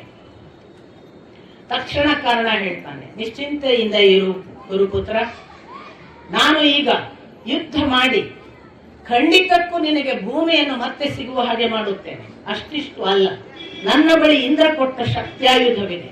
ನಾನೊಮ್ಮೆ ಆ ಶಕ್ತ್ಯಾಯುಧವನ್ನು ಪ್ರಯೋಗಿಸಿ ಅರ್ಜುನನನ್ನು ಕೊಂದೇನೆಂದಾದರೆ ಮತ್ತೆ ಯಾವ ಪಾಂಡವರು ಇಲ್ಲವೆಂದರ್ಥ. ನಾವು ಪಾಂಡವರನ್ನು ಒಬ್ಬ ಅರ್ಜುನನನ್ನು ಕೊಲ್ಲುವುದರ ಮೂಲಕ ಇಲ್ಲವಾಗಿಸುತ್ತೇವೆ. ಯಾಕೆಂದ್ರೆ ಅರ್ಜುನ ಹೋದರೆ ಯುಧಿಷ್ಠಿರನಿರುವುದಿಲ್ಲ, ಯುಧಿಷ್ಠಿರನಿಲ್ಲವೆಂದರೆ ಭೀಮ ನಕುಲ ಸಹದೇವರಿರುವುದಿಲ್ಲ. ಆದ್ದರಿಂದ ನಾನು ಅಷ್ಟನ್ನು ಮಾಡಿ ಭೂಮಿಯನ್ನು ನಿನಗೆ ಒಪ್ಪಿಸಿಯೇ ನನ್ನ ಋಣವನ್ನು ತೀರಿಸುವುದು ಅಂತಾನೆ. ಅಲ್ಲೇ ಇದ್ದ ಕೃಪಾಚಾರ್ಯರು ಬಹಳ ಮಾತಾಡ್ತೀವಿ ಆಗದಿಂದ ನೋಡ್ತಾರೆ. ಮಾತೇ ಮಾತು, ಶೂರ ಮಾತಾಡುವುದಿಲ್ಲ ಕಣಯ್ಯ, ಪರಾಕ್ರಮವನ್ನು ಮಾಡಿ ತೋರಿಸ್ತಾನೆ. ಒಂದಾದ್ರೂ ಯುದ್ಧ ಗೆದ್ದಿದ್ದೀಯಾ? ಮಾತಾಡಿ ತೋರಿಸ್ತೇನೆ ಅಂತ ಎಲ್ಲಿ ಯಾರನ್ನು ಗೆದ್ದಿದ್ದಿ? ಆವತ್ತು ಗಂಧರ್ವರು ಬಂದ್ರು, ಅಪಹರಣ ಮಾಡಿದ್ರು. ಜಯದ್ರಥನನ್ನು ಸೋಲಿಸಿದ್ದು ಒಂದು ಕಡೆಯಾದ್ರೆ ಗಂಧರ್ವರು ಬಂದು ದುರ್ಯೋಧನನನ್ನು ಅಪಹರಣ ಮಾಡಿದ್ದುಂಟು ವನಪರ್ವತ. ಆಗಲೂ ನೀನೇನು ಮಾಡಲಿಲ್ಲ, ನೀನೇ ಪಲಾಯನ ಮಾಡಿದಿ. ವಿರಾಟನ ಆ ಗೋಗ್ರಹಣ ಸಂದರ್ಭದಲ್ಲಿ ಒಬ್ಬ ಅರ್ಜುನ ನೀನು ಎಂದಾದ್ರೂ ಮುಖಾಮುಖಿ ಆಗಿದ್ದುಂಟ? ಬೇಡ, ಇಲ್ಲಿವರೆಗೆ ಎಷ್ಟು ಜನ ಪಾಂಡವರನ್ನು ಎದುರಿಸಿದ್ದಿ? ಯಾವತ್ತಾದ್ರೂ ಯಾರನ್ನಾದ್ರೂ ಗೆದ್ದದೊಂದು ಉದಾಹರಣೆ? ಮಾತು ಶೂರನ ಲಕ್ಷಣವಲ್ಲ, ಒಳ್ಳೆಯ ಮಾತು ಅದು ಬ್ರಾಹ್ಮಣನ ಲಕ್ಷಣ. ಶೂರನದ್ದು ತೋಳ್ಬಲವೇ ಲಕ್ಷಣ. ನೀನು ಕ್ಷತ್ರಿಯನ ಹಾಗೆ ನಿನ್ನ ಬಲವನ್ನು ತೋಳಿನಲ್ಲಿ ತೋರಿಸು, ಸಾಕು ಮಾತಾಡಿದ್ದು. ಅದೇನೋ ಹೇಳ್ತಾ ಇದ್ದೆಲ್ಲ, ನಾನು ಕೊಂದು ಬಿಡುತ್ತೇನೆ ಅರ್ಜುನನನ್ನು. ಕೃಷ್ಣನಿರುವವರೆಗೆ ಅರ್ಜುನನನ್ನು ಕೊಲ್ಲಲಿಕ್ಕೆ ಯಾವ ಇಂದ್ರಾದಿಗಳಿಗೂ ಸಾಧ್ಯವಿಲ್ಲ ಎನ್ನುವುದು ಗೊತ್ತಿಲ್ಲದೆ ಮಾತಾಡುತ್ತೀಯ. ದೇವ, ಗಂಧರ್ವ, ಅಸುರ, ನಾಗ, ರಾಕ್ಷಸ, ಉರಗ ಯಾರು ಬಂದರೂ ಕೂಡ ಅವನನ್ನು ಕೊಲ್ಲಲು ಸಾಧ್ಯವಿಲ್ಲ. ಅಷ್ಟು ಗೊತ್ತಿದ್ದು ನಾನು ಅವನನ್ನು ಕೊಲ್ಲುತ್ತೇನೆ ಯಾಕೆ ಬಡಾಯಿ ಕೊಚ್ಚುತ್ತಿ? ಮನಸ್ಸಿನಲ್ಲಿ ಮಂಡಿಗೆ ಮೇಯಬಾರದು, ಮಾಡಿ ತೋರಿಸಬೇಕು. ನಿನ್ನ ಪರಾಕ್ರಮ ವೀರಗಳನ್ನು ನೀನು ಎಷ್ಟು ಕೊಚ್ಚಿಕೊಳ್ಳುತ್ತೀಯೋ ಈ ಆತ್ಮಶ್ಲಾಘನೆ ಒಬ್ಬ ಶೂರನಿಗೆ ಲಕ್ಷಣವಲ್ಲ ಅಂದ್ಬಿಡ್ತಾರೆ. ಆಮೇಲೆ ಮತ್ತೊಂದು ಮಾತು ಹೇಳ್ತಾರೆ. ಈ ಮಾತುಗಳು ಒಂದು ದೃಷ್ಟಿಯಿಂದ ಶರತ್ಕಾಲದ ಮೋಡಗಳು ಗರ್ಜಿಸಿದ ಹಾಗೆ, ಮಳೆಯನ್ನು ತರೋದಿಲ್ಲ, ಸಪ್ಪಳ ಮಾತ್ರ ಅಂತ. ಕೂಡಲೇ ಕರ್ಣ ಹೇಳ್ತಾನೆ, ಇದು ಶರತ್ಕಾಲದ ಗರ್ಜನೆ ಅಲ್ಲ, ಇದು ವರ್ಷಾಕಾಲದ ಗರ್ಜನೆ. ಇದರ ಬೆನ್ನಿಗೆ ಮಳೆ ಇದೆ. ಬಿತ್ತಿದ ಬೀಜದ ಫಲವನ್ನು ನೀವು ಕೆಲವು ಕ್ಷಣಗಳಲ್ಲಿ ಕಾಣುತ್ತೀರಿ. ಯೋಚನೆ ಮಾಡಬೇಡಿ. ನಾನು ಯಾವುದನ್ನು ಇಲ್ಲ ಸಲ್ಲದೆ ಹೇಳಿಲ್ಲ. ನನಗೆ ಇಂದ್ರ ಕೊಟ್ಟ ಶಕ್ತ್ಯಾಯುಧದ ಬಲದಿಂದಲೇ ಹೇಳಿದ್ದೇನೆ. ಇಂದ್ರನ ಶಕ್ತ್ಯಾಯುಧವನ್ನು ನಾನು ಅದಕ್ಕಾಗಿ ಇದುವರೆಗೂ ಬಳಸಿಲ್ಲ. ನಾನು ಅರ್ಜುನನನ್ನು ಕೊಂದೇ ತೀರುತ್ತೇನೆ ಎಂದು ನನ್ನ ನಿರ್ಣಯ. ಇನ್ನೂ ಒಂದು ವಿಷಯ ನಿಮಗೆ ಗೊತ್ತಿರಲಿ, ನಮ್ಮ ಪ್ರಯತ್ನ ನಮ್ಮದು, ಕಡೆಗೆ ದೈವಾಧೀನ ನಾವೆಲ್ಲರೂ. ನಮ್ಮ ಪ್ರಯತ್ನದಲ್ಲಿ ನಾನೆಂದೂ ಸೋತಿಲ್ಲ. ದೈವಾಧೀನವಾದಾಗ ಪ್ರಯತ್ನಕ್ಕೆ ಬರಬೇಕಾದ ಫಲ ಬರಲಿಕ್ಕಿಲ್ಲ. ಅದಕ್ಕೆ ನನ್ನನ್ನು ನಿಂದಿಸಬೇಡಿ. ಅದೇನು ನಿಮಗೆ ನಾನು ಅವರನ್ನು ಕೊಲ್ಲುತ್ತೇನೆ ಅಂದರೆ ನಿಮಗೆ ಯಾಕೆ ಸಂಕಟ? ಏನು ಇನ್ನೂ ಪಾಂಡವ ಪಕ್ಷಪಾತವೇ? ಅವರ ಬಗ್ಗೆ ಅವರನ್ನು ಕೊಂಡಾಡುವುದರಲ್ಲೇ ಮುಳುಗಿದ್ದೀರಿ. ಕೊಲ್ಲುತ್ತೇನೆ ಅಂದ ತಕ್ಷಣ ನನ್ನನ್ನು ನಿಂದಿಸುತ್ತೀರಿ. ನನ್ನ ಗರ್ಜನೆ ನಿಮಗೆ ಯಾಕೆ ಅಸಹನೆ ಹುಟ್ಟಿಸುತ್ತಿದೆ? ನೀವೇನು ಅವರ ಪಕ್ಷದಲ್ಲಿದ್ದು ನಮ್ಮಲ್ಲಿ ಯುದ್ಧ ಮಾಡದೆ ಮನಸ್ಸು ಮತ್ತು ದೇಹವನ್ನು ಅಲ್ಲಿ ಮಾರಿಕೊಂಡಿದ್ದೀರಾ? ಹೇಳ್ತಾನೆ, ನಾನು ಗರ್ಜಿಸಿಯೇ ಗರ್ಜಿಸುತ್ತೇನೆ. ಈ ಗರ್ಜನೆ ಪೊಳ್ಳು ಗರ್ಜನೆ ಅಲ್ಲ. ನನಗೆ ತಿಳಿದೇ ಇದನ್ನು ಮಾಡಿದ್ದೇನೆ. ಅಲ್ಲ, ದೈವಾಧೀನ. ಆದರೆ ನೀವು ಮತ್ತೆ ಮತ್ತೆ ಈ ರೀತಿಯಾಗಿ ನಾವು ಶೂರರಲ್ಲ, ಅವರು ಶೂರರು, ಅವರನ್ನ ಗೆಲ್ಲಲಿಕ್ಕೆ ನಮಗೆ ಸಾಧ್ಯವಿಲ್ಲ ಪದೇ ಪದೇ ಅನ್ನುವುದರ ಮೂಲಕ ನಮ್ಮನ್ನು ಪ್ರೋತ್ಸಾಹಿಸದೆ ಬಹಳ ದುರ್ಬಲರನ್ನಾಗಿ ಮಾಡುತ್ತೀರಿ. ಇದು ನಿಮಗೆ ಚಟವಾಗಿ ಬಿಟ್ಟಿದೆ. ನಾವೇನು ಸಾಮಾನ್ಯ ಯೋಧರೇ? ನಮ್ಮ ಬಳಿ ಶಲ್ಯ, ನಾನು, ದ್ರೋಣ, ಅಶ್ವತ್ಥಾಮ, ದುರ್ಯೋಧನ, ದುಶ್ಯಾಸನ, ಶಕುನಿ, ನಾವಿಷ್ಟು ಜನ ನಿತ್ತರೆ ನಾವು ಯಾರನ್ನೂ ಗೆಲ್ಲಬಲ್ಲೆವು. ನಮ್ಮನ್ನಷ್ಟು ಕಡಿಮೆ ಮಾಡಿ ಮಾತನಾಡಬೇಡಿ. ನಿಮಗೆ ನಮ್ಮನ್ನು ಕನಿಷ್ಠ ಮಾಡಿ ಮಾತನಾಡುವುದು ಸಂತೋಷವಾಗುತ್ತದೆ ಎಂದು ಕಾಣಿಸುತ್ತದೆ. ನನ್ನ ಗರ್ಜನೆ ಅಸಹನೆ ಆಗುತ್ತದೆ. ಪಾಂಡವರನ್ನು ಕೊಂಡಾಡುವುದನ್ನು ನಾವು ಕೇಳಬೇಕು ಎಂದು ಭಾವಿಸುತ್ತೀರಿ. ನೋಡಿ, ನಿಮಗೆ ಬೇರೆಯವರ ದೋಷ ಹೇಳುವುದರಲ್ಲಿ ಅಭ್ಯಾಸವಿದೆ. ನಿಮ್ಮ ದೋಷ ನೋಡಿಕೊಳ್ಳುವುದಿಲ್ಲ. ನಿಮ್ಮ ದೋಷವನ್ನು ನೋಡಿಕೊಳ್ಳಿ. ನಿಮಗೆ ವಯಸ್ಸಾಗಿದೆ, ವಯೋವೃದ್ಧರು, ಅಶಕ್ತರು, ಮೇಲಾಗಿ ಬ್ರಾಹ್ಮಣರು, ಯುದ್ಧ ಮಾಡುವ ಸಾಮರ್ಥ್ಯ ಇಲ್ಲ ನಿಮಗೆ. ಒಂದಿಷ್ಟು ವಿಶ್ರಾಂತಿ ತೆಗೆದುಕೊಳ್ಳುವುದು ಒಳ್ಳೆಯದು ಎಂದು ಬಿಡ್ತಾನೆ. ಅವನಿಷ್ಟು ಹೇಳಿದ ತಕ್ಷಣ ಅಶ್ವತ್ಥಾಮ ಏಕಾಏಕಿ ಮುನ್ನುಗ್ಗಿ ಬರ್ತಾನೆ. ಅಶ್ವತ್ಥಾಮನ ತಾಯಿಯ ಅಣ್ಣ ಕೃಪಿ ದ್ರೋಣಾಚಾರ್ಯರ ಹೆಂಡತಿ, ಕೃಪಿಯ ಮಗ ಇವ. ಹಾಗಾಗಿ ಸೋದರ ಮಾವನನ್ನು ಬೈತಿರೋದು, ಬ್ರಾಹ್ಮಣ ಅಂತ ಬೇರೆ ಬೈಯೋದು, ಎಲ್ಲವೂ ಸೇರಿ ಅಶ್ವತ್ಥಾಮ ಮುನ್ನುಗ್ಗಿ ಬಂದು, ಏ ನರಾಧಮ, ಸೂತಪುತ್ರ, ನನ್ನ ಮಾವನನ್ನ ಹೀಗಳೆಯುತ್ತೀಯ? ನಿನ್ನ ನಾಲಿಗೆಯನ್ನ ನನ್ನ ಖಡ್ಗದಿಂದ ಸೀಳಿ ಕತ್ತರಿಸಿ ಬಿಡುತ್ತೇನೆ. ಈ ಮಾತನ್ನು ಅವನು ಹೇಳ್ತಾನೆ. ಕಾರಣ, ನಮ್ಮನ್ನು ಹೀಗೆ ನೀನು ಅವಮಾನಿಸಿದರೆ, ಇನ್ನೊಮ್ಮೆ ಏ ದುಷ್ಟ, ನಮ್ಮನ್ನು ನೀನು ಹೀಗೆ ಅವಮಾನಿಸಿದರೆ ನಿನ್ನ ನಾಲಿಗೆಯನ್ನು ನನ್ನ ಖಡ್ಗದಿಂದ ಸೀಳಿ ಬಿಡುತ್ತೇನೆ. ಇದು ಕರ್ಣನ ಮಾತು. ಅದಕ್ಕೆ ಹೇಳ್ತಾನೆ, ನನ್ನ ಮಾವನಿಗೆ ಇಷ್ಟು ದುಷ್ಟ ಮಾತುಗಳನ್ನಾಡಿದ್ದೀಯ, ನಾನಿನ್ನೊಂದು ಅರೆಕ್ಷಣ ನಿನ್ನನ್ನು ಸಹಿಸುವುದಿಲ್ಲ. ನನ್ನ ಮಾವನ ಸಾಮರ್ಥ್ಯ ನಿನಗೆ ಗೊತ್ತಿಲ್ಲ.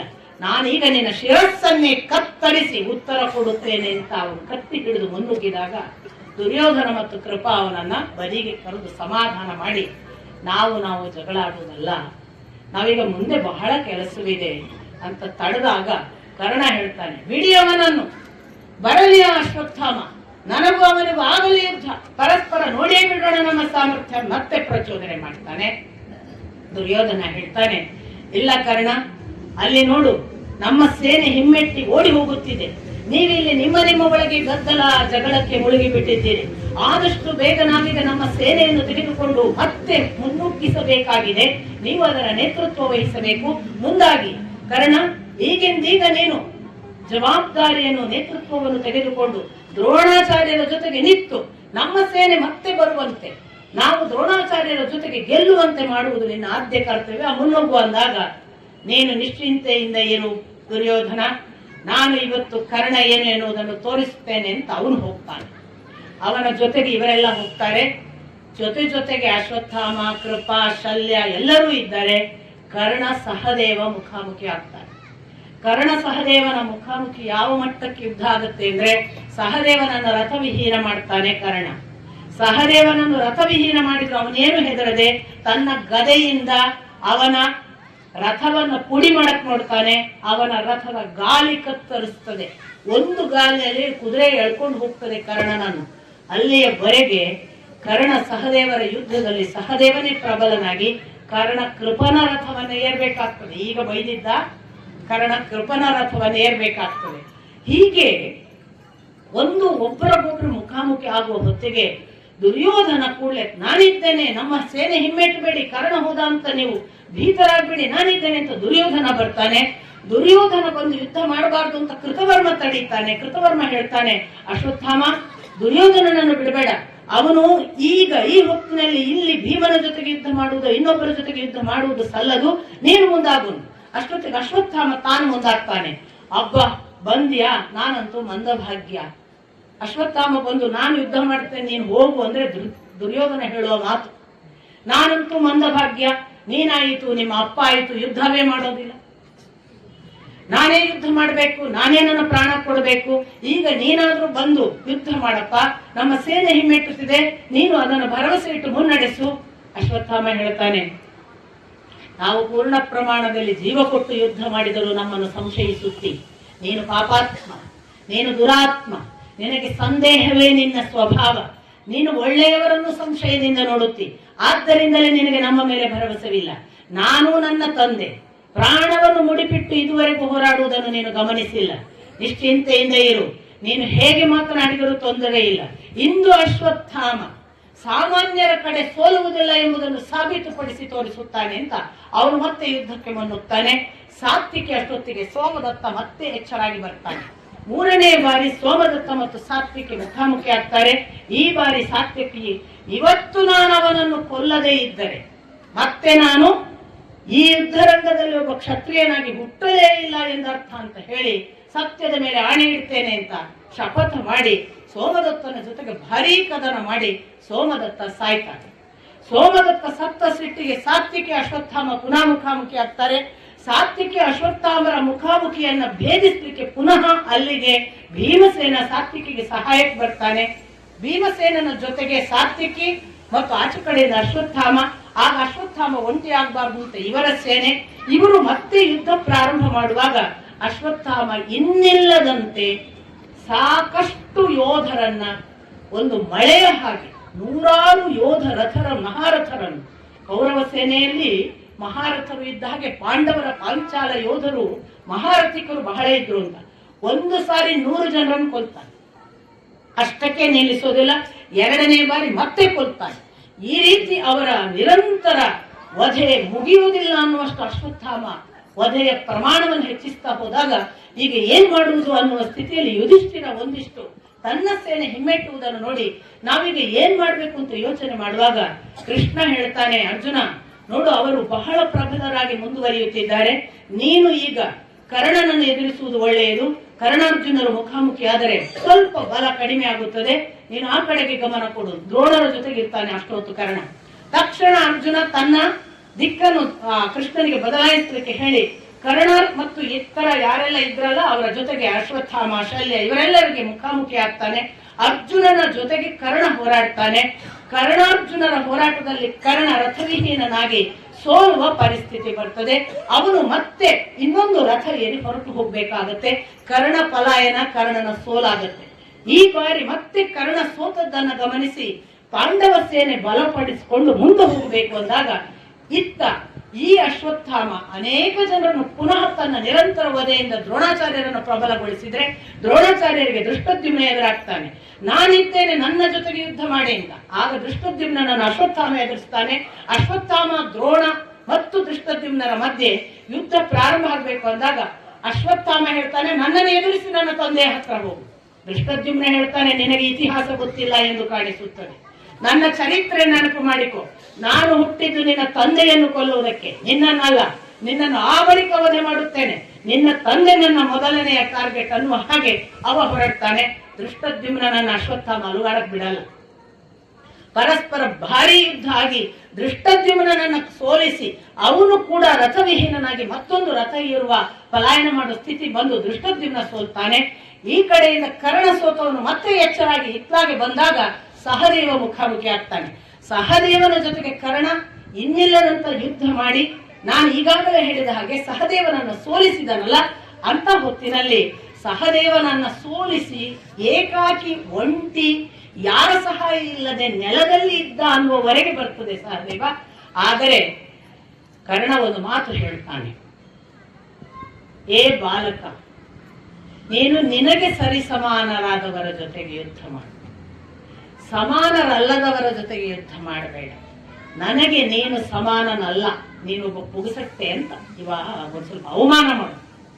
ನೀನ್ ಬಾರಿ ಕನಿಷ್ಠ ಕಣೆಯ, ನನ್ನ ಜೊತೆಗೆ ಎಲ್ಲಿ ಯುದ್ಧ ಮಾಡ್ತೀವಿ? ಸ್ವಲ್ಪ ನಿನಗೆ ಸಮಾನ ಇದ್ದವ್ರ ಜೊತೆಗೆ ಯುದ್ಧ ಮಾಡು.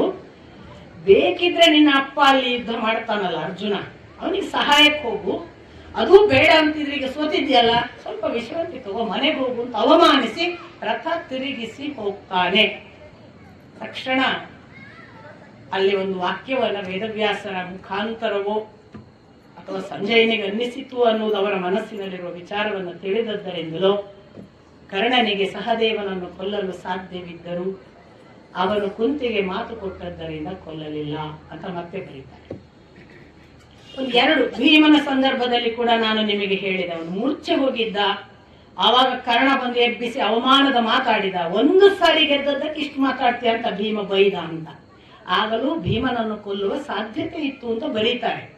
ಸಾಧ್ಯತೆ ಇತ್ತು, ಕೊಲ್ತಿದ್ನೋ ಸಾಯ್ತಿದ್ನೋ ಬೇರೆ, ಇವನು ಕೊಲ್ಲಿಸೋ ಪ್ರಯತ್ನನೇ ಮಾಡಲಿಲ್ಲ. ಯಾಕೆಂದ್ರೆ ಅಮ್ಮನಿಗೆ ಮಾತು ಕೊಟ್ಟಿದ್ದೇನೆ. ನೀವು ಗಮನಿಸಿ, ಭೀಷ್ಮಾಚಾರ್ಯರು ತನ್ನ ದೌರ್ಬಲ್ಯವನ್ನು ಫಸ್ಟೇ ದುರ್ಯೋಧನ ಹತ್ರ ಹೇಳ್ತಾರೆ, ನಾನು ಶಿಖಂಡಿ ಮುಂದೆ ಯುದ್ಧ ಮಾಡಲ್ಲ. ದ್ರೋಣಾಚಾರ್ಯರು ದುರ್ಯೋಧನನ ಮುಂದೆ ತನ್ನ ಅಸಾಮರ್ಥ್ಯವನ್ನು ಮೊದಲೇ ಹೇಳ್ತಾರೆ, ನಾನು ಧೃತರಾಷ್ಟ್ರನನ್ನು ದೃಷ್ಟದ್ಯುಮ್ನನ್ನು ಕೊಲ್ಲಕ್ಕಾಗಲ್ಲ, ಯಾಕೆಂದ್ರೆ ಅವನು ಹುಟ್ಟಿದ್ದೇ ನನ್ನನ್ನು ಕೊಲ್ಲಕ್ಕೆ. ಹೀಗೆ ನಮ್ಮ ದೌರ್ಬಲ್ಯವನ್ನು ಮೊದಲೇ ಘೋಷಿಸಿಕೊಂಡಿದ್ದಾರೆ ಅವರಿಬ್ರು. ಪಾಪ ಕರ್ಣನಿಗೆ ಆ ಸ್ವಾತಂತ್ರ್ಯ ಇಲ್ಲ, ಗುಟ್ಟು ರಟ್ಟು ಮಾಡುವ ಹಾಗಿದು. ಅದನ್ನ ಹೇಳದೇ ಇರುವುದರಿಂದ ಚೀತು ಮಾಡ್ತಾರೆ. ಇನ್ಫ್ಯಾಕ್ಟ್ ನಮ್ಮ ಜಯದ್ರಥನ ವಧೆಯಲ್ಲಿ ಅನೇಕ ಬಾರಿ ಕರ್ಣ ಬೇರೆ ಬೇರೆ ಪಾಂಡವರಿಗೆ ಮುಖಾಮುಖಿಯಾಗಿ ಸೋಲುವುದನ್ನ ನಾನು ನಿಮಗೆ ಹೇಳಿದೆ, ಅನೇಕ ಸಾರಿ ಸೋಲ್ತಾನೆ ಅಂತ. ಆಗ ದುರ್ಯೋಧನನೇ ಹೇಳುತ್ತಾನೆ, ಅಲ್ಲ ನಾನು ಪಾಂಡವರನ್ನು ಅಷ್ಟು ಮಂದಿಯನ್ನು ಸೋಲಿಸಬಲ್ಲೆ, ಅಂಥ ವೀರ ಇಂಥ ವೀರ ಅಂತಿದ್ದಿ, ಈ ಪರಿ ಸೋಲ್ತಿದ್ದಿ, ಏನ್ ಕಥೆ? ನಾನು ಮಾತ್ರ ಅಲ್ಲ, ಸುತ್ತಮುತ್ತಲಿದ್ದ ಯೋಧರು ಸೈನಿಕರು ಮಾತಾಡ್ತಾರೆ, ಇವನೇನು ಇವನ್ ಗೆಲ್ಲೋ ಹಕ್ಕು ಕಾಣಲ್ಲ, ಇವನು ಸೋಲುವುದಕ್ಕೆ ಇರುವುದು ಕಾಣ್ತದೆ. ಆಗಲೂ ನೋಡಿ ಕರ್ಣನ ದೌರ್ಬಲ್ಯವನ್ನ ಅವನು ಪ್ರಕಟಪಡಿಸುವ ಹಾಗಿಲ್ಲ. ನಾನು ಯುದ್ಧ ಮಾಡಿ ಕೊಲ್ಲಬಹುದಾದರೂ ಕೊಲ್ತಿಲ್ಲ ಅಂತ ಹೇಳುವ ಹಾಗಿಲ್ಲ. ಯಾಕಂದ್ರೆ ನಾನು ಕೃಷ್ಣನ ಹತ್ರ ಹೇಳಿದ್ದಾನೆ, ಈ ರಹಸ್ಯ ಇನ್ನು ಕೆಲವು ಕಾಲ ಎಲ್ಲಿಯೂ ಪ್ರಕಟವಾಗುವುದು ಬೇಡ. ಕುಂತಿಗೆ ಮಾತ್ರ ಗೊತ್ತಿದೆ, ತನಗೆ ಗೊತ್ತಿದೆ. ಕುಂತಿ ಮತ್ತು ಕುಂತಿಯ ಮುಂದಿನ ತನ್ನ ಮಾತನ್ನು ಎಲ್ಲೂ ಪ್ರಕಟವಾಗದ ಹಾಗೆ ಅಲ್ಲೂ ಹೇಳಿದ್ದಾನೆ. ಹಾಗಾಗಿ ಅವನಿಗೆ ಆ ರಹಸ್ಯವನ್ನು ಹೇಳದೇ ಇರುವುದರಿಂದ ಎಷ್ಟು ಸಮಸ್ಯೆ ನೋಡಿ. ಅದಕ್ಕೆ ಹೇಳೋದು, ನಮ್ಮ ವೀಕ್ನೆಸ್ ಅನ್ನ ಪ್ರಕಟಪಡಿಸಿದ್ರೆ ನಾವು ಬಹಳ ಬೇಗ ಆರಾಮಾಗಿ ಹೊರಬರಬಹುದು. ನಾನು ಭಾರೀ ಶಕ್ತಿವಂತ ಅಂತ ಸುಳ್ಳು ಹೇಳ್ಕೊಳ್ತಾನೆ ಬದುಕ್ತಾ ಇದ್ರೆ ಜೀವನದಲ್ಲಿ ಏನ್ ಮಾಡಿದ್ರು ಉದ್ಧಾರಕ್ಕೆ ಆಗಲ್ಲ. ಒಂದ್ ಮಾತು ಹೇಳೇ ಬಿಡೋದು, ಅದು ಯಾಕೋ ಏನೋ ಸತ್ಯ ಹೇಳಕ್ಕೆ ಬರಲ್ಲ ಅಂತ ಸ್ಪಷ್ಟವಾಗಿ ಹೇಳ್ಬಿಡೋದು. ಇದು ಕೃಷ್ಣ ಹೇಳೋ ಮಾತು. ನಮ್ಮ ದೌರ್ಬಲ್ಯನ ನಮಗೆ ಏನೇ ಇದ್ರು ಓಪನ್ ಆಗಿ ಹೇಳೋದ್ರಿಂದ ಎಷ್ಟೋ ಕರೆಕ್ಷನ್ ಆಗಿ ನೀನು ಒಳ್ಳೆಯ ಗತಿಯನ್ನ, ಉತ್ತಮ ಗತಿಯನ್ನ ಪಡಿತೀನಿ. ನಮ್ಮ ದೋಷವನ್ನ, ನಮ್ಮ ದೌರ್ಬಲ್ಯವನ್ನ ನಾವು ಯಾರಿಗೂ ಹೇಳದೇ ಇರೋದ್ರಿಂದ ಆತ್ಮನಾಶ, ಇನ್ಯಾರಿಗೂ ಏನೂ ತೊಂದರೆ ಆಗುದಿಲ್ಲ. ನಾವೇ ನಾಶ ಆಗ್ತೇವೆ, ನಮಗೆ ಕೆಡುಕಾಗ್ತಾ ಹೋಗ್ತದೆ. ಅದನ್ನೆಲ್ಲ ಹೇಳ್ತಾರೆ. ಇತ್ತ ಇವರ ಪ್ರಾಬಲ್ಯ ಒಂದು ಕಡೆಯಿಂದ ಅಶ್ವತ್ಥಾಮನ ಮುಖಾಂತರ ಪ್ರಬಲವಾಗುವುದನ್ನು ನೋಡಿ, ನೀನು ಇನ್ನು ಕರ್ಣನ ಜೊತೆಗೋ ಅಥವಾ ಸೇನೆಯ ಜೊತೆಗೋ ಯುದ್ಧ ಮಾಡುವ ಬದಲಾಗಿ ನಾವು ಅಶ್ವತ್ಥಾಮನನ್ನ ಒಂದು ಹಂತಕ್ಕೆ ಹಿಡಿತಕ್ಕೆ ತರಬೇಕಾದರೆ ಏನಾದರೂ ಯೋಚಿಸಬೇಕು. ಕರ್ಣನನ್ನು ಕೂಡ, ಕರ್ಣ ಆಮೇಲೆ ಏನಾಗ್ತಾನೆ ಅಂದ್ರೆ ಅವನು ಒಂದು ಸಿಟ್ಟು ಬರುತ್ತೆ. ದುರ್ಯೋಧನ ಬಂದು ಮತ್ತೆ ಕೆಣಕ್ತಾನೆ, ಬರೇ ಮಾಡ್ತೇನೆ ಅಂತ ನನಗೇನು ಕಾಣ್ತಿಲ್ಲ ಅಂತ.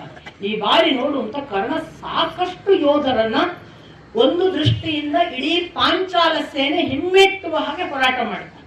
ಆ ದೃಷ್ಟಿಯಲ್ಲಿ ಕರ್ಣನ ಪರಾಕಾಷ್ಠೆಯನ್ನು ನೋಡಿ ಅರ್ಜುನ ಹೇಳ್ತಾನೆ, ಈಗ ಕರ್ಣ ಮತ್ತೆ ಬಲಿಷ್ಠನಾಗ್ತಿದ್ದಾನೆ, ನಾನು ಹೋಗುವುದು ಒಳ್ಳೆಯದು. ಇಲ್ಲ, ಇದು ಹೊತ್ತಲ್ಲ ಅಂತ ಇವನು ಆಗ ನಿಲ್ಲಿಸ್ತಾನೆ ಕೃಷ್ಣ ಹೇಳ್ತಾನೆ, ನಿಜಕ್ಕೂ ನೀನು ಹೇಳುವುದು ಸತ್ಯ. ಕರ್ಣನನ್ನು ಈಗ ಯಾರಾದ್ರೂ ಅಧೀನಕ್ಕೆ ಪಡೆಯಬೇಕು, ಇಲ್ಲದಿದ್ರೆ ಅವನು ನಮ್ಮ ಸರ್ವನಾಶ ಮಾಡುವುದು ನಿಜ. ಆದ್ರೆ ಈಗ ನೀನು ಹೋಗುವ ಹೊತ್ತಲ್ಲ, ಇನ್ನೂ ಕಾಲ ಬಂದಿಲ್ಲ. ಅವನ ಬಳಿ ಶಕ್ತಿಯಾಯುಧ ಇರುವವರೆಗೆ ನೀನು ಯುದ್ಧ ಮಾಡಿದರೆ ನಿನಗೆ ಸಾವು ಮೃತ್ಯು ನಿಶ್ಚಿತ. ಅದಾಗದಂತೆ ನಾವು ನೋಡಿಕೊಳ್ಳಬೇಕು. ನೀನು ಕೂಡಲೇ ಘಟೋತ್ಕಚನನ್ನು ಕರೆಸು ಅಂತ ಅರ್ಜುನನಿಗೆ ಹೇಳ್ತಾನೆ. ಘಟೋತ್ಕಚನನ್ನ ಕರೆಸಲಾಗ್ತದೆ. ಘಟೋತ್ಕಚ ಬಂದು ಏನಾಗಬೇಕು ಅಂತ ಕೇಳ್ತಾನೆ. ಆಗ ಘಟೋತ್ಕಚನಿಗೆ ಕೃಷ್ಣ ಹೇಳ್ತಾನೆ, ಮಗು, ನೀನು ನಮಗಾಗಿ ನಮಗೊಂದು ಉಪಕಾರವನ್ನು ಮಾಡು. ನೀನು ಇಂದಿನ ದಿನ ಕರ್ಣನನ್ನು ಎದುರಿಸು, ಉಳಿದವರನ್ನು ಅಶ್ವತ್ಥಾಮನನ್ನೆಲ್ಲ ಬಿಟ್ಟು ಬಿಡು. ಕರ್ಣನಿಗೆ ಮುಖಾಮುಖಿಯಾಗಿ ಕರ್ಣ ಸಂಹಾರ ನಿನ್ನ ಉದ್ದೇಶವಾಗಿರಲಿ. ಪ್ರತಿ ತಂದೆ ತಾಯಿ ಒಂದು ಮಗುವನ್ನು ಒಂದು ಉದ್ದೇಶದಿಂದ ಹೆರುತ್ತಾರೆ. ಅವರಿಗೆ ಮಕ್ಕಳ ಮೇಲೊಂದು ನಿರೀಕ್ಷೆ ಇರುತ್ತದೆ. ಪಾಂಡು ಪುತ್ರನಾದ ಭೀಮನಿಗೂ ಕೂಡ ನಿನ್ನ ಬಗ್ಗೆ ಇಂಥದೊಂದು ನಿರೀಕ್ಷೆ ಇದೆ ಎಂದು ಭಾವಿಸು. ತಂದೆಯ ನಿರೀಕ್ಷೆಯನ್ನು ಸುಳ್ಳು ಮಾಡುವುದಿಲ್ಲ ಎನ್ನುವ ಹಾಗೆ ಯುದ್ಧ ಮಾಡು. ನೀನು ಕರ್ಣನನ್ನು ಸಂಹರಿಸು, ಹೊರಡು ಅಂತ ಹೇಳುವಾಗ ಅವನು ಅರ್ಜುನ ಕೂಡ ಹೌದು, ನಾನು ಇದನ್ನೇ ನಿನ್ನಿಂದ ನಿರೀಕ್ಷಿಸ್ತೇನೆ, ನಿನ್ನ ಸಹಾಯಕ್ಕೆ ನಾವಿದ್ದೇವೆ ಅಂತಾನೆ. ಆಗ ಅರ್ಜುನ ಮತ್ತಿತರ ನಾವು ಪಾಂಡವರ ಜೊತೆಗಿನ ಯಾವ ಯೋಧರಿದ್ದೇವೆ ನಾವೆಲ್ಲ ಬರ್ತೇವೆ ಅಂತ ಅವರು ಹೇಳಿದಾಗ ಘಟೋತ್ಕಚ ಹೇಳ್ತಾನೆ, ನನಗೆ ನಿಮ್ಮ ಯಾರ ಸಹಾಯ ಬೇಕಾಗಿಲ್ಲ. ಕರ್ಣನನ್ನು ನಾನೊಬ್ಬನೇ ಸಂಹರಿಸಬಲ್ಲೆ, ನೀವು ಬೇರೆಯವರನ್ನು ನೋಡಿಕೊಳ್ಳಿ ಅಂತ ಘಟೋತ್ಕಚ ಕರ್ಣನಿಗೆ ಮುಖಾಮುಖಿ ಆಗ್ತಾನೆ. ಕರ್ಣ ಘಟೋತ್ಕಚ ಮುಖಾಮುಖಿಯಲ್ಲಿ ಬಾಣ ಯುದ್ಧ, ಮಲ್ಲ ಯುದ್ಧ ಅಥವಾ ಯಾವುದು ರಾಕ್ಷಸ ಯುದ್ಧ, ಮಾಯ ಯುದ್ಧ ಇದೆ, ಅವುಗಳೆಲ್ಲ ನಡೆದು ಯಾವ ಯುದ್ಧದ ಯಾವ ಪ್ರಕಾರಗಳಿಗೂ ಕೂಡ ಇವ ಸೋಲೋದಿಲ್ಲ ಅನ್ನುವ ವೇಳೆಯಲ್ಲಿ ಇದ್ದಕ್ಕಿದ್ದ ಹಾಗೆ ಅವನ ಯುದ್ಧದ ಪ್ರಕಾರವನ್ನ ಬದಲಾಯಿಸಿ ಘಟೋತ್ಕಚ ಕರ್ಣನನ್ನು ಸೋಲಿಸ್ತಾನೇನೋ ಅನ್ನುವ ಸ್ಥಿತಿ ಬರುವಾಗ ಇತ್ತ ಅಲಂಬುಷ ಒಬ್ಬ ಬರ್ತಾನೆ. ಅವನು ಇವರ ಪಕ್ಷದಲ್ಲೇ ಇರುವವನು, ದುರ್ಯೋಧನನವರ ಜೊತೆಗೆ. ಅವ ಹೇಳ್ತಾನೆ, ನಾನು ಜಟಾಸುರನ ಸಂಬಂಧಿ. ಜಟಾಸುರ ನಿಮಗೆ ಗೊತ್ತು, ವನಪರ್ವದಲ್ಲೆಲ್ಲ ದ್ರೌಪದಿಯನ್ನು ಹರಿಸ್ಕೊಂಡು ಹೋಗ್ಬಿಟ್ಟಿದ್ದ. ಆಮೇಲೆ ಯುಧಿಷ್ಠಿರನೆಲ್ಲ ಅವಾಗ ಭೀಮ ಹೋಗಿ ಆ ಜಟಾಸುರನನ್ನು ಕೊಂದು ರಕ್ಷಿಸಿದ್ದ. ಜಟಾಸುರನ ಸಂಬಂಧಿ, ನಮಗೆ ಭೀಮನ ಮೇಲೆ ಕೋಪ, ಹಾಗಾಗಿ ಘಟೋತ್ಕಚ ಕೂಡ ನಮ್ಮ ಶತ್ರು, ನಮಗೆ ಅವಕಾಶ ಕೊಡು, ನಾನು ಯುದ್ಧ ಮಾಡ್ತೇನೆ. ಅಲಂಬುಷ ಬಂದು ದುರ್ಯೋಧನನ ಹತ್ರ ಕೇಳ್ತಾನೆ. ದುರ್ಯೋಧನನದು ಬಿದ್ರು ಮೀಸೆ ಮಣ್ಣಾಗಲ್ಲ ಅನ್ನುವ ಯಾವ ಧಾಟಿ ಅಂದ್ರೆ, ನಮಗೆ ನಿಜಕ್ಕೂ ನಿನ್ನ ಅವಶ್ಯಕತೆ ಇಲ್ಲ, ನಾವು ಘಟೋತ್ಕಚನನ್ನು ಸಂಹರಿಸಬಲ್ಲೆವು. ಆದರೂ ನೀನಾಗಿ ಬಂದಿದ್ದೀಯಲ್ಲ, ಇರಲಿ, ನಿನಗೂ ಒಂದು ಅವಕಾಶ ಕೊಡುತ್ತಿದ್ದೇನೆ, ಹೋಗು, ನಮ್ಮ ಪರವಾಗಿ ಯುದ್ಧ ಮಾಡು. ಆಯ್ತು, ಯುದ್ಧ ಆಗುತ್ತೆ. ಅಲಂಬುಷ ಮತ್ತು ಈ ಘಟೋತ್ಕಚ ಇಬ್ಬರು ರಾಕ್ಷಸ ಕುಲದವರು, ಇಬ್ಬರ ಮಾಯಾ ಯುದ್ಧದ ಎಲ್ಲಾ ವೈಖರಿಗಳನ್ನ ಅಲ್ಲಿ ನೀವು ಓದಬೇಕು. ಎಲ್ಲಾ ವೈಖರಿಗಳನ್ನು ಇವನು ಗೆಲ್ತಾನೆ. ಅಲಂಬಾಸುರ ಮತ್ತು ಪರಸ್ಪರ ಹೊಡೆದಾಡಿದ ರೀತಿಯಲ್ಲಿ ಕಟ್ಟ ಕಡೆಗೆ ಅಲಂಬಾಸುರನನ್ನು ಈ ಘಟೋತ್ಕಚ ಆಕಾಶದ ಎತ್ತರಕ್ಕೆ ಗರುಡನ ಹಾಗೆ ಹಾರಿ ಕೆಳಕ್ಕೆ ಬರುವಾಗ ಅಲಂಬಾಸುರನ ಶಿರ ಕತ್ತರಿಸ್ತಾನೆ. ಶಿರ ಕತ್ತರಿಸಿ ಶಿರವನ್ನು ಜುಟ್ಟಿನಲ್ಲಿ ಹಿಡ್ಕೊಂಡು ಹೋಗಿ ದುರ್ಯೋಧನನ ರಥದಲ್ಲಿ ಇಟ್ಟು ರಾಜನ ಹತ್ರ ಬರುವಾಗ ಬರಿಗೈಯಲ್ಲಿ ಬರಬಾರದು, ಈಗ ಕಾಣಿಕೆ ತಂದಿದ್ದೆ. ಯಾಕೆ ಕಾಣಿಕೆ ತರಬೇಕು ಪುನಃ ಹೇಳೋದು, ಧರ್ಮ ಅರ್ಥ ಕಾಮ ಸಾಧಿತವಾಗಬೇಕು ಅನ್ನುವ ಎಲ್ಲಾ ಒಬ್ಬ ಯೋಧನು ಕೂಡ ಈ ತರದ ಕಾಣಿಕೆಯನ್ನು ಕೊಟ್ಟೇ ಮುಂದುವರಿಯಬೇಕು. ಸ್ವೀಕರಿಸು, ಮುಂದೆ ಸಿದ್ಧನಿರು, ಕರ್ಣನ ಶಿರವು ತರ್ತೇನೆ ಹೇಳಿ ಹೋಗ್ತಾನೆ. ಇಷ್ಟು ಹೇಳಿ ಪುನಃ ಕರ್ಣನ ಜೊತೆಗೆ ಯುದ್ಧ ಪ್ರಾರಂಭ ಆಗ್ತದೆ. ಇನ್ನೇನು ಕರ್ಣನ ಜೊತೆಗೆ ಸರಿಸಮಾನವಾದ ಯುದ್ಧ ನಡೀತಿದೆ ಅನ್ನುವಾಗ ಇನ್ನೊಬ್ಬ ಅಸುರ ಬಂದು ಬಿಡ್ತಾನೆ ಇವನ ಹತ್ರ, ಅಲಾಯುಧ ಅಂತ. ಆ ಅಲಾಯುಧ ಬಂದು ಹೇಳ್ತಾನೆ ದುರ್ಯೋಧನನ ಹತ್ರ, ನನಗೊಂದು ಅವಕಾಶ ಕೊಡು, ನಾನು ಬಕನ ಸಹೋದರ, ನನ್ನ ಅಣ್ಣ ಬಕನನ್ನ ಈ ಭೀಮ ಕೊಂದಿದ್ದಾನೆ. ಅಷ್ಟು ಮಾತ್ರ ಅಲ್ಲ, ನನಗೆ ಹಿಡಿಂಬ ಮತ್ತು ಕಿರ್ಮೀರ ಇಬ್ರು ಕೂಡ ಬಹಳ ಸ್ನೇಹಿತರು. ಹಿಡಿಂಬನನ್ನು ಕಿರ್ಮೀರನನ್ನು ನಿಮಗೆ ನೆನಪಿರ್ಬೋದು, ಹಿಡಿಂಬನನ್ನು ಕೊಂದಿರ್ತಾನೆ ಭೀಮ, ಕಿರ್ಮೀರ ಅನ್ನುವನ್ನು ವನಪರ್ವದಲ್ಲಿ ಕೊಂದಿರ್ತಾನೆ. ಕಿರ್ಮೀರ ಅನ್ನುವ ಒಬ್ಬ ರಾಕ್ಷಸನನ್ನು. ಹಿಡಿಂಬ ಕಿರ್ಮೀರ ಇಬ್ಬರನ್ನು ಭೀಮಸೇನ ಕೊಂದದ್ದರಿಂದ ನನಗೆ ಭೀಮಸೇನ ಶತ್ರು, ನನಗೆ ಘಟೋತ್ಕಚ ಶತ್ರು. ನಾನು ಭೀಮ ಮತ್ತು ಘಟೋತ್ಕಚ ಇಬ್ಬರ ಜೊತೆಗೆ ಯುದ್ಧ ಮಾಡಲಿಕ್ಕೆ ಬಂದಿದ್ದೇನೆ, ಹಾಗಾದ್ರೆ ನೀನು ಘಟೋತ್ಕಚನ ಜೊತೆಗೆ ಯುದ್ಧ ಮಾಡು ಅಂತ ಅಲಾಯುಧನನ್ನು ಕಳಿಸಿದ್ರೆ, ಇತ್ತ ಘಟೋತ್ಕಚ ಒಬ್ಬನೇ ಆಗಿದ್ದಾನೆ, ಕರ್ಣ ಮತ್ತು ಅಲಾಯುಧ ಇಬ್ಬರಿದ್ದಾರೆ ಅಂತ ಭೀಮಸೇನ ಅಲಾಯುಧನ ಮುಂದೆ ಹೋಗ್ತಾನೆ. ಇಬ್ರು ಭೀಮಸೇನ ಅಲಾಯುಧರ ಮಹಾ ಪರಾಕಾಷ್ಠೆಯ ಯುದ್ಧ ಆಗತ್ತೆ. ಅದು ಗದಾಯುದ್ಧವೂ ಇದೆ, ಅದರಲ್ಲಿ ಎಲ್ಲಾ ರೀತಿಯ ವೈಖರಿಗಳಲ್ಲೂ ಕೂಡ ಭೀಮ ಪರಸ್ಪರ ಘಟಾನುಘಟಿಯಾಗಿ ಅವನಿಗೆ ಇವನಿಗೆ ಅವನು ಪೈಪೋಟಿ ಜೋರಾದಾಗ ಈ ಘಟೋತ್ಕಚ ಏನ್ ಮಾಡ್ತಾನೆ, ಅಪ್ಪನಿಗೆ ಹೇಳ್ತಾನೆ, ಅಲಾಯುಧನನ್ನು ನನಗೆ ಬಿಟ್ಟು. ಅಲಾಯುಧ ಮತ್ತು ಘಟೋತ್ಕಚ ಮುಖಾಮುಖಿ ಆಗ್ತಾರೆ. ಈ ಬಾರಿ ಅಲಾಯುಧನ ಜೊತೆಗೆ ಯಥಾ ಪ್ರಕಾರ ಆಕಾಶದಿಂದ ರಕ್ತ ಮಳೆ, ಮಲದ ಮಳೆ, ಕಲ್ಲಿನ ಮಳೆ ಎಲ್ಲವನ್ನೂ ಮಾಡ್ತಾನೆ ಅಲಾಯುಧ. ಆ ಬಳಿಕ ಒಂದು ಪರಿಗಾಯುಧದಿಂದ ಇವನ ತಲೆಗೆ ಹೊಡಿತಾನೆ. ಘಟೋತ್ಕಚ ಒಂದು ಕ್ಷಣ ಮೂರ್ಛಿತನಾದ ಹಾಗೆ ಆಗ್ತಾನೆ. ಸಾವರಿಸಿಕೊಂಡು ಎದ್ದವ ತಡೆಯೋದಿಲ್ಲ. ಈ ಅಲಾಯುಧನನ್ನು ಮುಗಿಸಿಯೇ ಬಿಡಬೇಕು ಅಂತ ತೀರ್ಮಾನ ಮಾಡಿ ಅಲಾಯುಧನನ್ನು ಕೂಡ ತನ್ನ ಅನೇಕ ರೀತಿಯ ಅವರ ವೈಖರಿಗಳನ್ನೆಲ್ಲ ನೀವು ಆ ಮಾಯಾಯುದ್ಧದ ವೈಖರಿಗಳನ್ನ ನೀವು ಓದಬೇಕು. ನಮಗೆ ಕೆಲವು ಏನು ಅಂತ ಗೊತ್ತಾಗಲ್ಲ, ಹೆಂಗಪ್ಪ ಕೊಲ್ತಾರೆ ಅಂತ. ಅದೇನೋ ಕಲ್ಲು ಬಿದ್ರೆ ಹೆಂಗಾದ್ರೂ ನಿವಾರಿಸ್ತಾರೆ, ಅದೇನು ಮಾಡ್ತಾರೆ ಯಾವುದು ಗೊತ್ತಾಗಲ್ಲ. ಪರಸ್ಪರ ಗದೆಯಿಂದ ಮಲ್ಲಯುದ್ಧದಿಂದ ಎಲ್ಲ ಮಾಡಿ ಕಡೆಗೆ ಅಲಾಯುಧನನ್ನು ಸಂಹರಿಸಿ ಮತ್ತೆ ಕರ್ಣನ ಮುಂದೆ ಬರ್ತಾನೆ ಘಟೋತ್ಕಚ. ಈ ಬಾರಿ ಕರ್ಣ ಮತ್ತು ಘಟೋತ್ಕಚರ ಯುದ್ಧ ನಾನು ಈಗಾಗಲೇ ಹೇಳಿದೆ, ಕರ್ಣ ಸೋಲಲ್ಲ ಅನ್ನುವ ಹಾಗೆ ಪರಿಯಲ್ಲಿತ್ತು. ಘಟೋತ್ಕಚನಿಗೆ ಬರ್ಬರ್ತಾ ಪರಾಕಾಷ್ಠೆಗೆ ಹೋಗಿದ್ದ ಕಾಣ್ತದೆ. ಅವನಿಗೆ 2 ರಾಕ್ಷಸರನ್ನು ಕೊಂದ ಬಲ ಮತ್ತೆ ಏಕಕಾಲಕ್ಕೆ ಪ್ರೋತ್ಸಾಹದಿಂದ ಅವರು ಇನ್ನೂ ಉದ್ದೀಪನ ಆಗುವುದು. ಅಷ್ಟು ಹೊತ್ತಿಗೆ ಬೇರೆ ಘಟೋತ್ಕಚನಿಗೆ ಅಲ್ಲಿ ಸೂಚನೆಯೂ ಆಗ್ತಿದೆ, ರಾತ್ರಿ ಆದರೆ ಘಟೋತ್ಕಚ ಅಥವಾ ರಾಕ್ಷಸರು ಬಲಿಷ್ಠರು. ರಾತ್ರಿ ಆಯಿತು ಅಂತ ಆಗ ಸೂಚನೆ ಆಗ್ತದೆ. ಅಂದ್ರೆ ನಾನು ಹೇಳ್ತಾ ಇರೋದು ಮುಸ್ಸಂಜೆಯ ಅವಧಿಯ ಬೆಳಕು ಪೂರ್ತಿ ಹೋಗಿ ಕತ್ತಲು ಅನ್ನೋದು ಆಗ ಪ್ರಾರಂಭ ಆಗ್ಲಿಕ್ಕೆ ಶುರುವಾಗಿದೆ. ಇದ್ದಕ್ಕಿದ್ದ ಹಾಗೆ ಘಟೋತ್ಕಚ ಮಾಯೆಯ ಲೋಕದ ತನ್ನ ಪ್ರಾಬಲ್ಯವನ್ನು ಬಹಳ ಬಲಿಷ್ಠ ಮಾಡಿ ಕರ್ಣನಿಗೆ ಹೇಗೆ ಮಾಡಿದ್ರು ನಿವಾರಿಸಲಿಕ್ಕೆ ಸಾಧ್ಯ ಇಲ್ಲ ಅನ್ನುವ ಹಾಗೆ ಅವನು ಒಬ್ಬನನ್ನಲ್ಲ, ಕರ್ಣ ಸೇನೆ ಏನಿದೆ ಅಲ್ಲ ಎಲ್ಲ ಯೋಧರನ್ನು, ಅಲ್ಲಿಂದ ಮೋಡದ ಮಳೆ ಬೀಳುವಾಗ ರಕ್ತ ಮಳೆ ಬಿದ್ದರೆ ಎಲ್ಲ ಯೋಧರ ಮೇಲೆ, ಅಲ್ಲಿಂದ ಬೀಳುವ ಕಲ್ಲುಗಳು ಎಲ್ಲ ಯೋಧರ ತಲೆಯ ಮೇಲೆ, ಅಲ್ಲಿಂದ ಬೀಳುವ ಸಕಲ ಆಯುಧಗಳು, ಅದು ಪಟ್ಟಿಷ ಖಡ್ಗ ಏನೇನೇನು ಅವರದ್ದು ಬರಿಗಾಯುಧ ಎಲ್ಲ ಆಯುಧಗಳು ಬಂದು ಕೊಡಲಿ ಮತ್ತೊಂದೆಲ್ಲ ಆಯುಧಗಳು ಬೀಳುದು. ಹೀಗಾಗಿ ಸೇನೆಗೆ ಸೇನೆ ಆ ಮೇಲಿನ ರಕ್ತ ಮಳೆ, ಮೇಲಿನ ಕಲ್ಲಿನ ಮಳೆ ಅಥವಾ ಆಯುಧಗಳ ಮಳೆಯಲ್ಲಿ ಎಷ್ಟೋ ಸತ್ತು ನಾಶವಾಗಲಿಕ್ಕೆ ಶುರುವಾಗುತ್ತೆ. ಕರ್ಣನಿಗೆ ಹತೋಟಿ ಮಾಡ್ಲಿಕ್ಕಾಗುವುದಿಲ್ಲ. ಕರ್ಣ ಹೀಗೆ ಇರುವ ಹೊತ್ತಿಗೆ ಸುತ್ತಮುತ್ತಲಿದ್ದವರೆಲ್ಲ ಕರ್ಣ ನಿನ್ನನ್ನು ನಂಬಿದರೆ ನಾವು ಘಟೋತ್ಕಚನ ಕೈಯಲ್ಲಿ ಬದುಕುವುದಿಲ್ಲ, ನಾವು ಓಡಿ ಹೋಗ್ತೇವೆ, ನಮ್ಮನ್ನು ಬದುಕಿಸಿಕೊಳ್ಳುವುದಕ್ಕಾದ್ರೂ ಬಿಡುವಂತ ಕೆಲವರು ಓಡಕ್ ಶುರು ಮಾಡ್ತಾರೆ. ಇದ್ದಕ್ಕಿದ್ದ ಹಾಗೆ ದುರ್ಯೋಧನ ಅಥವಾ ಎಲ್ಲ ವೀರ ಯೋಧರು ಕೂಗಿಕೊಂಡು ಹೇಳ್ತಾರೆ, ನಿನ್ನ ಶಕ್ತಿಯಾಯುಧ ಬಳಸು, ಇಷ್ಟು ಜನ ಯೋಧರನ್ನು ಕೊಲ್ಲುತ್ತಿರುವ ಘಟೋತ್ಕಚನನ್ನು ಸುಮ್ಮನೆ ಬಿಡಬೇಡ, ನಮ್ಮ ಸೇನೆ ಇಲ್ಲವಾದರೆ ನಾಳೆ ನಮಗೆ ಅಸ್ತಿತ್ವವಿಲ್ಲ, ನೀನು ಆದಷ್ಟು ಬೇಗ ಅವನನ್ನು ವಧೆ ಮಾಡಲೇಬೇಕು. ಅಂದರೆ ನಿನ್ನ ಶಕ್ತಿಯಾಯುಧ ಒಂದೇ, ಅದನ್ನು ಪ್ರಯೋಗ ಮಾಡು, ನಿನ್ನ ಆತ್ಮರಕ್ಷಣೆಗಾಗಿ ಇಟ್ಟುಕೊಳ್ಬೇಡ ಅಂತ ಎಲ್ಲರೂ ಕೂಗಿ ಹೇಳ್ತಾರೆ. ಕರ್ಣ ಏನು ಮಾಡುವುದು ಅನ್ನುವ ಡೋಲಾಯಮಾನ ಸ್ಥಿತಿ. ಹಾಗಂತ ಅವನಿಗೆ ಬಿಟ್ಟು ಬಿಟ್ರೆ ಘಟೋತ್ಕಚ ಇಡೀ ಕೌರವ ಸೇನೆ ನಾಶ ಮಾಡುವ ಎಲ್ಲಾ ಲಕ್ಷಣಗಳನ್ನು ನೋಡ್ತಿದ್ದಾನೆ. ಅವನು ತನ್ನ ಬತ್ತಳಿಕೆಯಲ್ಲಿದ್ದ ಶಕ್ತಿಯಾಯುಧವನ್ನು ಆ ಭಕ್ತಿಯಿಂದ ತೆಗೆದು ಅಭಿಮಂತ್ರಿಸಿ ಘಟೋತ್ಕಚನ ಮೇಲೆ ಪ್ರಯೋಗ ಮಾಡ್ತಾನೆ. ಶಕ್ತಿಯಾಯುಧ ಹೋಗಿ ಘಟೋತ್ಕಚನನ್ನ ಕೊಲ್ಲುತ್ತೆ ಅನ್ನುವುದು ಗೊತ್ತಾದಾಗ ಶಕ್ತಿಯಾಯುಧದಿಂದ ತಪ್ಪಿಸಿಕೊಳ್ಳುವ ಭರದಲ್ಲಿ ಘಟೋತ್ಕಚ ಆಕಾಶದ ಎತ್ತರಕ್ಕೆ ಹಾರ್ತಾನೆ. ಬರೇ ಹಾರುವುದಿಲ್ಲ, ಆ ಶಕ್ತಿಯಾಯುಧ ಬಂದು ತಿವಿಯುವಾಗ ತಾನು ತನ್ನ ಗಾತ್ರವನ್ನು ಇರುವುದಕ್ಕಿಂತ ಹೆಚ್ಚು ದೊಡ್ಡ ಗಾತ್ರ ಮಾಡಿ ಪರ್ವತವೇ ಆದನೇನೋ ಅನ್ನುವ ಹಾಗೆ ಹಿಗ್ಗಿಸಿಕೊಳ್ತಾನಂತೆ. ಯಾಕೆ ಅಂತ ಕೇಳಿದ್ರೆ ಬಹಳ ಇಂಟ್ರೆಸ್ಟಿಂಗ್, ಸತ್ತಾಗ್ಲೂ ಯೂಸ್ಫುಲ್ ಆಗ್ಬೇಕು ಅಂತ. ಹೇಗೆ, ಎಷ್ಟು ದೊಡ್ಡ ಗಾತ್ರ ಆದ ಅಂದ್ರೆ ಬೀಳುವಾಗ ಒಂದು ಅಕ್ಷೋಹಿಣಿ ಸೇನೆ ಅವನ ಕೆಳಗೆ ಅಪ್ಪಚ್ಚಿ ಆಯ್ತು. ಒಂದು ಅಕ್ಷೋಹಿಣಿ ಸೇನೆಯನ್ನ ಘಟೋತ್ಕಚ ಅಪ್ಪಚ್ಚಿ ಮಾಡ್ತಾನೆ ತನ್ನ ದೇಹದ ಕೆಳಗೆ. ಸತ್ ಮೇಲೂ ಯೂಸ್ಗೆ ಬರೋದು, ಬದುಕಿದ್ದಾಗ ಉಪಯೋಗ ಬರಲಿಲ್ಲ ಅಡ್ಡಿಲ್ಲ, ಸತ್ ಮೇಲೆ ಉಪಯೋಗವಾಗ್ಲಿ ಅಂತ ಹೇಳಿ ನಾವು ಅನೇಕರು ಏನ್ ಮಾಡ್ತೀವಿ ಅಂತಂದ್ರೆ, ನಮ್ಮ ಕುಟುಂಬದಲ್ಲಿ ಯಾರೋ ಸತ್ರೆ ಕಿಡ್ನಿ ದಾನ ಮಾಡೋದು, ಕಣ್ಣು ದಾನ ಮಾಡೋದು.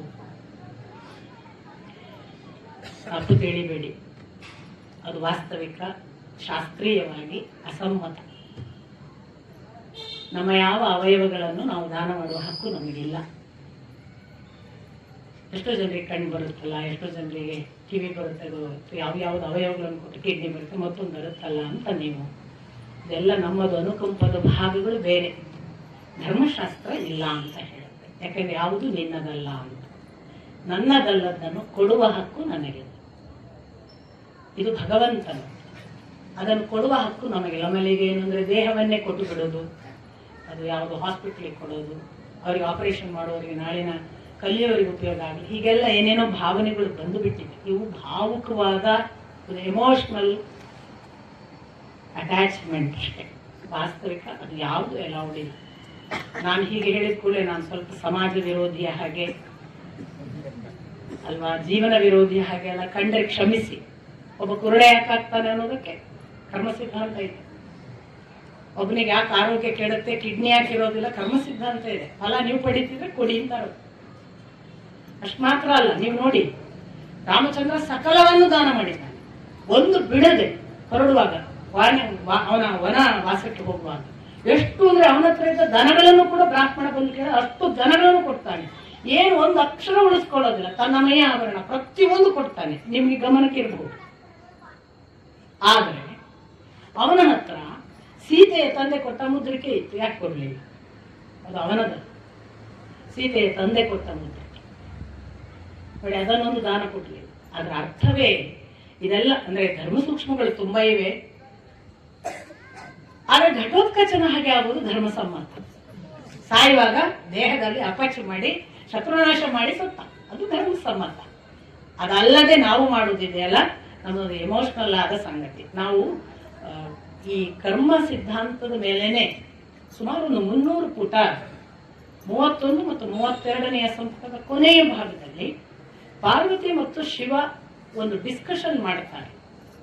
ಏನೇನಕ್ಕೆ ಯಾವ್ಯಾವ ಫಲ ಅಂತ, ಆ ಕರ್ಮ ಫಲದ ಪ್ರಶ್ನೆಗಳು ಮತ್ತು ಅದಕ್ಕೆ ಶಿವ ಕೊಡುವ ಉತ್ತರಗಳು. ಅದು 300 ಪುಟ ಇದೆ. ನೀವು ಸಾಧಾರಣವಾಗಿ ಎಲ್ಲರೂ ಓದಬಹುದಾಗ್ತದೆ. ಏನು ಒಬ್ಬರಿಗೆ ತುಂಬಾ ಜೀವನದ ದುಡ್ಡಿದೆ, ಅವ್ನು ಎಷ್ಟು ದುಡ್ಡಿದ್ರು ಅವನಿಗೆ ಅನುಭವಿಸಕ್ಕಾಗಲ್ಲ. ಯಾಕೆ? ಇಂಥ ಪ್ರಶ್ನೆ ಎಲ್ಲ ಕೇಳ್ತಾಳೆ ಪಾರ್ವತಿ. ನಮ್ಮ ಮನೆಯಲ್ಲಿ ನಮ್ಮ ನಿತ್ಯದಲ್ಲಿ ನಾವು ಕೇಳೋ ಪ್ರಶ್ನೆಗಳು. ನಾನು ಅದಷ್ಟನ್ನು ಓದಿದ್ದೇನೆ ನಮ್ಮ ಗ್ರೂಪಲ್ಲಿ. ಯಾಕೆ ನಮ್ಗೆ ಇಷ್ಟೆಲ್ಲ ಒಬ್ಬರಿಗೆ ದುಡ್ಡಿರುತ್ತಪ್ಪ, ಶ್ರೀಮಂತಿಗೆ ಸುಪ್ಪತ್ತಿಗೆ ಇರ್ತಾರೆ, ಅವರಿಗೆ ಅನುಭವಿಸಕ್ಕಿರಲ್ಲ ಯಾಕೆ ಅಂತ ಪ್ರಶ್ನೆ ಕೇಳ್ತಾಳೆ. ಅವರು ಹಿಂದಿನ ಜನ್ಮದಲ್ಲಿ ಸಾಕಷ್ಟು ಹಣವಿದ್ದರೂ ದಾನ ಮಾಡಲಿಲ್ಲ, ಆದ್ದರಿಂದ ಈಗ ಅನುಭವಿಸುವುದಕ್ಕೆ ಇಲ್ಲ. ಹೀಗೆಲ್ಲ ಅಂದ್ರೆ ನಾನು ಒಂದು ಹೇಳೋದಲ್ಲ, ನಾನು ಬಹಳ ಹೇಳಿದ್ರೆ ನಿಮಗೆ ನಾವು ಯಾವುದನ್ನು ಅನುಕಂಪದಿಂದ ಎಲ್ಲ ನೋಡ್ತೇವಲ್ಲ ಅದೆಲ್ಲ ಬಿಡ್ತೇವೆ. ಅನುಕಂಪ ಬಿಡ್ತೇವೆ. ಒಂದು ಬ್ಯಾಲೆನ್ಸ್ ಸ್ಟೇಟ್ ಆಫ್ ಮೈಂಡ್ ಬರಬೇಕು. ನಾನು ಅದೇ ಹೇಳಿದೆ, ಅದು ದುರಹಂಕಾರಕ್ಕೆ ಕಾರಣ ಆಗಬಾರ್ದು. ಕರ್ಮಫಲದ ವಿವರಣೆ, ಓಹೋ ಇದು ಭಗವಂತ ಹಿಂಗೆಲ್ಲ ಶಿಕ್ಷಿಸ್ತಾನಲ್ಲ ಅಂತ ನೋಡುವ ದೃಷ್ಟಿಕೋನಕ್ಕೆ ಕಾರಣ ಆಗ್ಬೇಕು ಹೊರತು ನಮಗೆ ಅಹಂಕಾರಕ್ಕೆ ಕಾರಣ ಆಗಬಾರ್ದು. ನೋಡಿ, ಒಂದು ಕಡೆ ಒಂದು ಪ್ರಶ್ನೆ ಬರುತ್ತೆ. ಕೆಲವರಿಗೆ ಓದಿದ್ದು ತಕ್ಷಣವೇ ಗ್ರಹಿಸುವುದು, ಗ್ರಹಿಸಿದ್ದು ಚೆನ್ನಾಗಿ ಸ್ಮೃತಿಯಲ್ಲಿ ಉಳಿಯುವುದು, ಮತ್ತು ಉಳಿದದ್ದನ್ನು ತುಂಬಾ ಸುಂದರವಾಗಿ ಯಾರು ಕೇಳಿದರೂ ಹೇಳಲಿಕ್ಕೆ ಬರುವುದು. ವಾಗ್ಮಿತೆ, ಸ್ಮೃತಿ ಮತ್ತು ಗ್ರಹಣಶೀಲತೆ, ಅವಧಾನ, ಇಷ್ಟೂ ಒಬ್ಬರಿಗೆ ಯಾಕೆ ಅನುಗ್ರಹ ಆಗ್ತದೆ ಅಂತ ಒಂದು ಪ್ರಶ್ನೆ ಪಾರ್ವತಿಯ ಪ್ರಶ್ನೆಗೆ ಶಿವ ಕೊಟ್ಟ ಉತ್ತರ ಏನು ಗೊತ್ತಾ? ಯಾರು ಗುರು ಸೇವೆಯನ್ನು ನಿರಂತರವಾಗಿ ಚಾಚೂ ತಪ್ಪದೆ, ಅವ್ರಿಗೇನು ಗೊತ್ತಿಲ್ಲ ಇದು ಗುರು ಸೇವೆ ಅಂತ, ಬಟ್ ಗುರು ಸೇವೆಯ ನಿಯಮಗಳೆಲ್ಲ ಉಂಟು. ಅವ್ರು ಹೇಳೋ ಮೊದಲು ನಾವು ಹೇಳ್ಬೇಕು, ಅವ್ರು ಮಲಗಿದ ಮೇಲೆ ನಾವು ಮಲಗಬೇಕು, ಬೇರೆ ಬೇರೆ ಅವರ ಕಾಲು ಹತ್ರ ಕೂತಿರ್ಬೇಕು, ಈ ತರದ ಸಿಕ್ಕಾಪಟ್ಟೆ ನಿಯಮಗಳಿದೆ. ಆ ಗುರು ಸೇವೆಯನ್ನು ಚಾಚೂ ತಪ್ಪದೆ ಮಾಡಿದವರಿಗೆ ಗುರು ಮಾಡುವ ಅನುಗ್ರಹ ಅದು ಅಂತ ನಾವು ಯಾಕೆ ಅಹಂಕಾರ ಪಡ್ಲಿಕ್ಕೆ ಸಾಧ್ಯ ಹೇಳಿ? ಇದು ಅವರ ಕೃಪೆ ಅಂತ ಗೊತ್ತಾದ್ರೆ ಹೇಗೆ ಅಹಂಕಾರ ಪಡೋದು? ಕರ್ಮಫಲ ಈ ತರದ ಅನೇಕ ಆಯಾಮಗಳನ್ನ ಕೊಡ್ತದೆ. ಕರ್ಮಫಲದಲ್ಲಿ ಈ ದೃಷ್ಟಿಯಿಂದ ಘಟೋತ್ಕಚನದ್ದು ಒಂದು ಸ್ಥಿತಿ ಹೌದಾದರೂ ಅದನ್ನ ನಾವು ಇತರದ್ದಕ್ಕೆ ಅನ್ವಯಿಸ್ಲಿಕ್ಕೆ ಬರೋದಿಲ್ಲ ಅನ್ನೋದು ನಾನು ನಿಮಗೆ ಉಲ್ಲೇಖ ಮಾಡಬೇಕಾಯ್ತು. ಅವರವರ ಭಾವಕ್ಕೆ, ಅವರವರ ಭಕ್ತಿಗೆ. ನಂದೇನು ಒತ್ತಾಯ ಅಲ್ಲ, ಹೀಗಿದೆ ಅಂತ ಹೇಳೋದಷ್ಟೇ ನನ್ನ ಕೆಲಸ. ಈ ಧರ್ಮಶಾಸ್ತ್ರ ಓದೋ ಮೊದಲೇ ನಾನು ಹೇಳ್ತಿದ್ದೆ, ನನಗೆ ಗೊತ್ತಿರಲಿಲ್ಲ. ನಾನು ಯಾರೋ ನನಗೆ ಹೇಳ್ತಿದ್ರು, ಕಣ್ಣು ಕೊಡೋದು ಇದೆಲ್ಲ ಹೇಗೆ, ನಿಮ್ಗೇನು ಅನ್ನಿಸ್ತಿದೆ? ನಂಗೆ ಗೊತ್ತಿಲ್ಲಪ್ಪ, ನಾನಂತೂ ಕೊಡಲ್ಲ ಅಂತ. ಯಾಕೆ ಅಂತ ಕೇಳ್ತಿದ್ರು ಅವರೆಲ್ಲ. ಯಾಕೆಂದ್ರೆ ಯಾವುದು ನಂದಲ್ಲ ಅಂತಿದ್ದೆ ನಾನು, ನಂಗೆ ಗೊತ್ತಿಲ್ಲದೆ ಅಂತಿದ್ದೆ. ಇದು ಯಾವುದು ನಂದಲ್ಲ ಅಂತ ನಂಗೆ ಗೊತ್ತಿದೆ, ನನ್ನದಲ್ಲದನ್ನು ನಾನು ಹೆಂಗೆ ಕೊಡೋದು ಅಂತ. ಅದೇ ಮಾತನ್ನು ವೇದವ್ಯಾಸರು ಕೂಡ ಉಲ್ಲೇಖ ಮಾಡ್ತಾರೆ ಅನ್ನೋದು ನನಗೊಂದು ಸಮಾಧಾನ. ಸೊ ಇಂಥ ದೃಷ್ಟಿಯಲ್ಲಿ ಘಟೋತ್ಕಚ ಸತ್ತ, ಘಟೋತ್ಕಚನ ವಧೆಯ ಒಂದು ಮಹಾಭೀಕರವಾದ ವಧೆ ಅದು. ಆಗ ಒಂದು ದೃಷ್ಟಿಯಿಂದ ಕೌರವ ಸೇನೆ ವಿಜಯ ಘೋಷ ಮಾಡುತ್ತದೆ. ಪಾಂಡವಾದಿಗಳು ತಾವು ಸೋತೆವು ಅನ್ನುವ ಹಾಗೆ ಯೋಚಿಸುವಾಗ ಕೃಷ್ಣ ರಥದಲ್ಲಿ ಚಾವಟಿ ಹಿಡ್ಕೊಂಡು ಆಚೆಗೊಮ್ಮೆ ಈಚೆಗೊಮ್ಮೆ ಕೈ ಧಕ ಕುಣಿತಾನೆ. ಕಡೆಗೆ ಆ ಕುಣಿಯೋದಕ್ಕೆ ಚಾವಟಿ ಕೂಡ ಅಡ್ಡಿ ಅನ್ನುವ ಹಾಗೆ ಅದನ್ನು ಬಿಟ್ಟು ತಕಧಿಮಿ ಕುಣಿದಾಡ್ತಾನೆ. ಸಂತೋಷದ ಪರಾಕಾಷ್ಠೆಯ ಸಂಭ್ರಮ. ಅರ್ಜುನನಿಗೆ ಆಶ್ಚರ್ಯ ಆಗುತ್ತದೆ, ಇದೇನಿದು? ನಮ್ಮ ಬಂಧು ಘಟೋತ್ಕಚ, ಅವನು ಸತ್ತಾಗ ನೀನು ಇದು ಯಾವ ಸಂಭ್ರಮ? ನಮ್ಮ ಸೋಲು ಕೂಡ ಇದು. ಘಟೋತ್ಕಚನ ಸಾವು ನಮ್ಮ ಬಂಧುವಿನ ಮಗನ ಸಾವು, ನಮ್ಮ ಅಣ್ಣನ ಮಗನ ಸಾವು. ಏಕಕಾಲಕ್ಕೆ ಇದು ಪಾಂಡವರ ಸೋಲು ಕೂಡ. ಇದೇನು ಎಂದೂ ಶೋಕದಲ್ಲಿ ಸಂತೋಷದಲ್ಲಿ ಯಾವ ಮುಖ ಚಹರೆಗಳನ್ನು ಬದಲಾಯಿಸದ ನೀನು ಇಷ್ಟು ಯಾಕೆ ಸಂತುಷ್ಟನಾಗಿದ್ದ? ಕೃಷ್ಣ ಹೇಳ್ತಾನೆ, ಇಂದ್ರನ ಶಕ್ತ್ಯಾಯುಧ ಇರುವವರೆಗೆ ನೀನು ಕರ್ಣನ ಮುಂದೆ ಗೆಲ್ಲಲು ಸಾಧ್ಯವಿಲ್ಲ. ಅಷ್ಟು ಮಾತ್ರವಲ್ಲ, ನೀನು ಸತ್ತು ಹೋಗುತ್ತೀನಿ. ಇಂದು ನೀನು ಮೃತ್ಯುವಿನ ಬಾಯಿಯಿಂದ ಪಾರಾಡಿ, ಆದ್ದರಿಂದ ನಾನು ಸಂತೋಷ ಪಡುತ್ತಿದ್ದೇನೆ. ನಿನ್ನ ರಕ್ಷಣೆ ನನಗೆ ಅಗಾಧವಾಗಿದೆ. ಹಾಗಾಗಿಯೇ ನಾನು ಬೇರೆ ಬೇರೆ ಸಂದರ್ಭಗಳಲ್ಲಿ ನಿನ್ನ ರಕ್ಷಣೆಗಾಗಿ ಇಂಥ ಅನೇಕ ಕೆಲಸಗಳನ್ನು ಮಾಡಿದ್ದೇನೆ.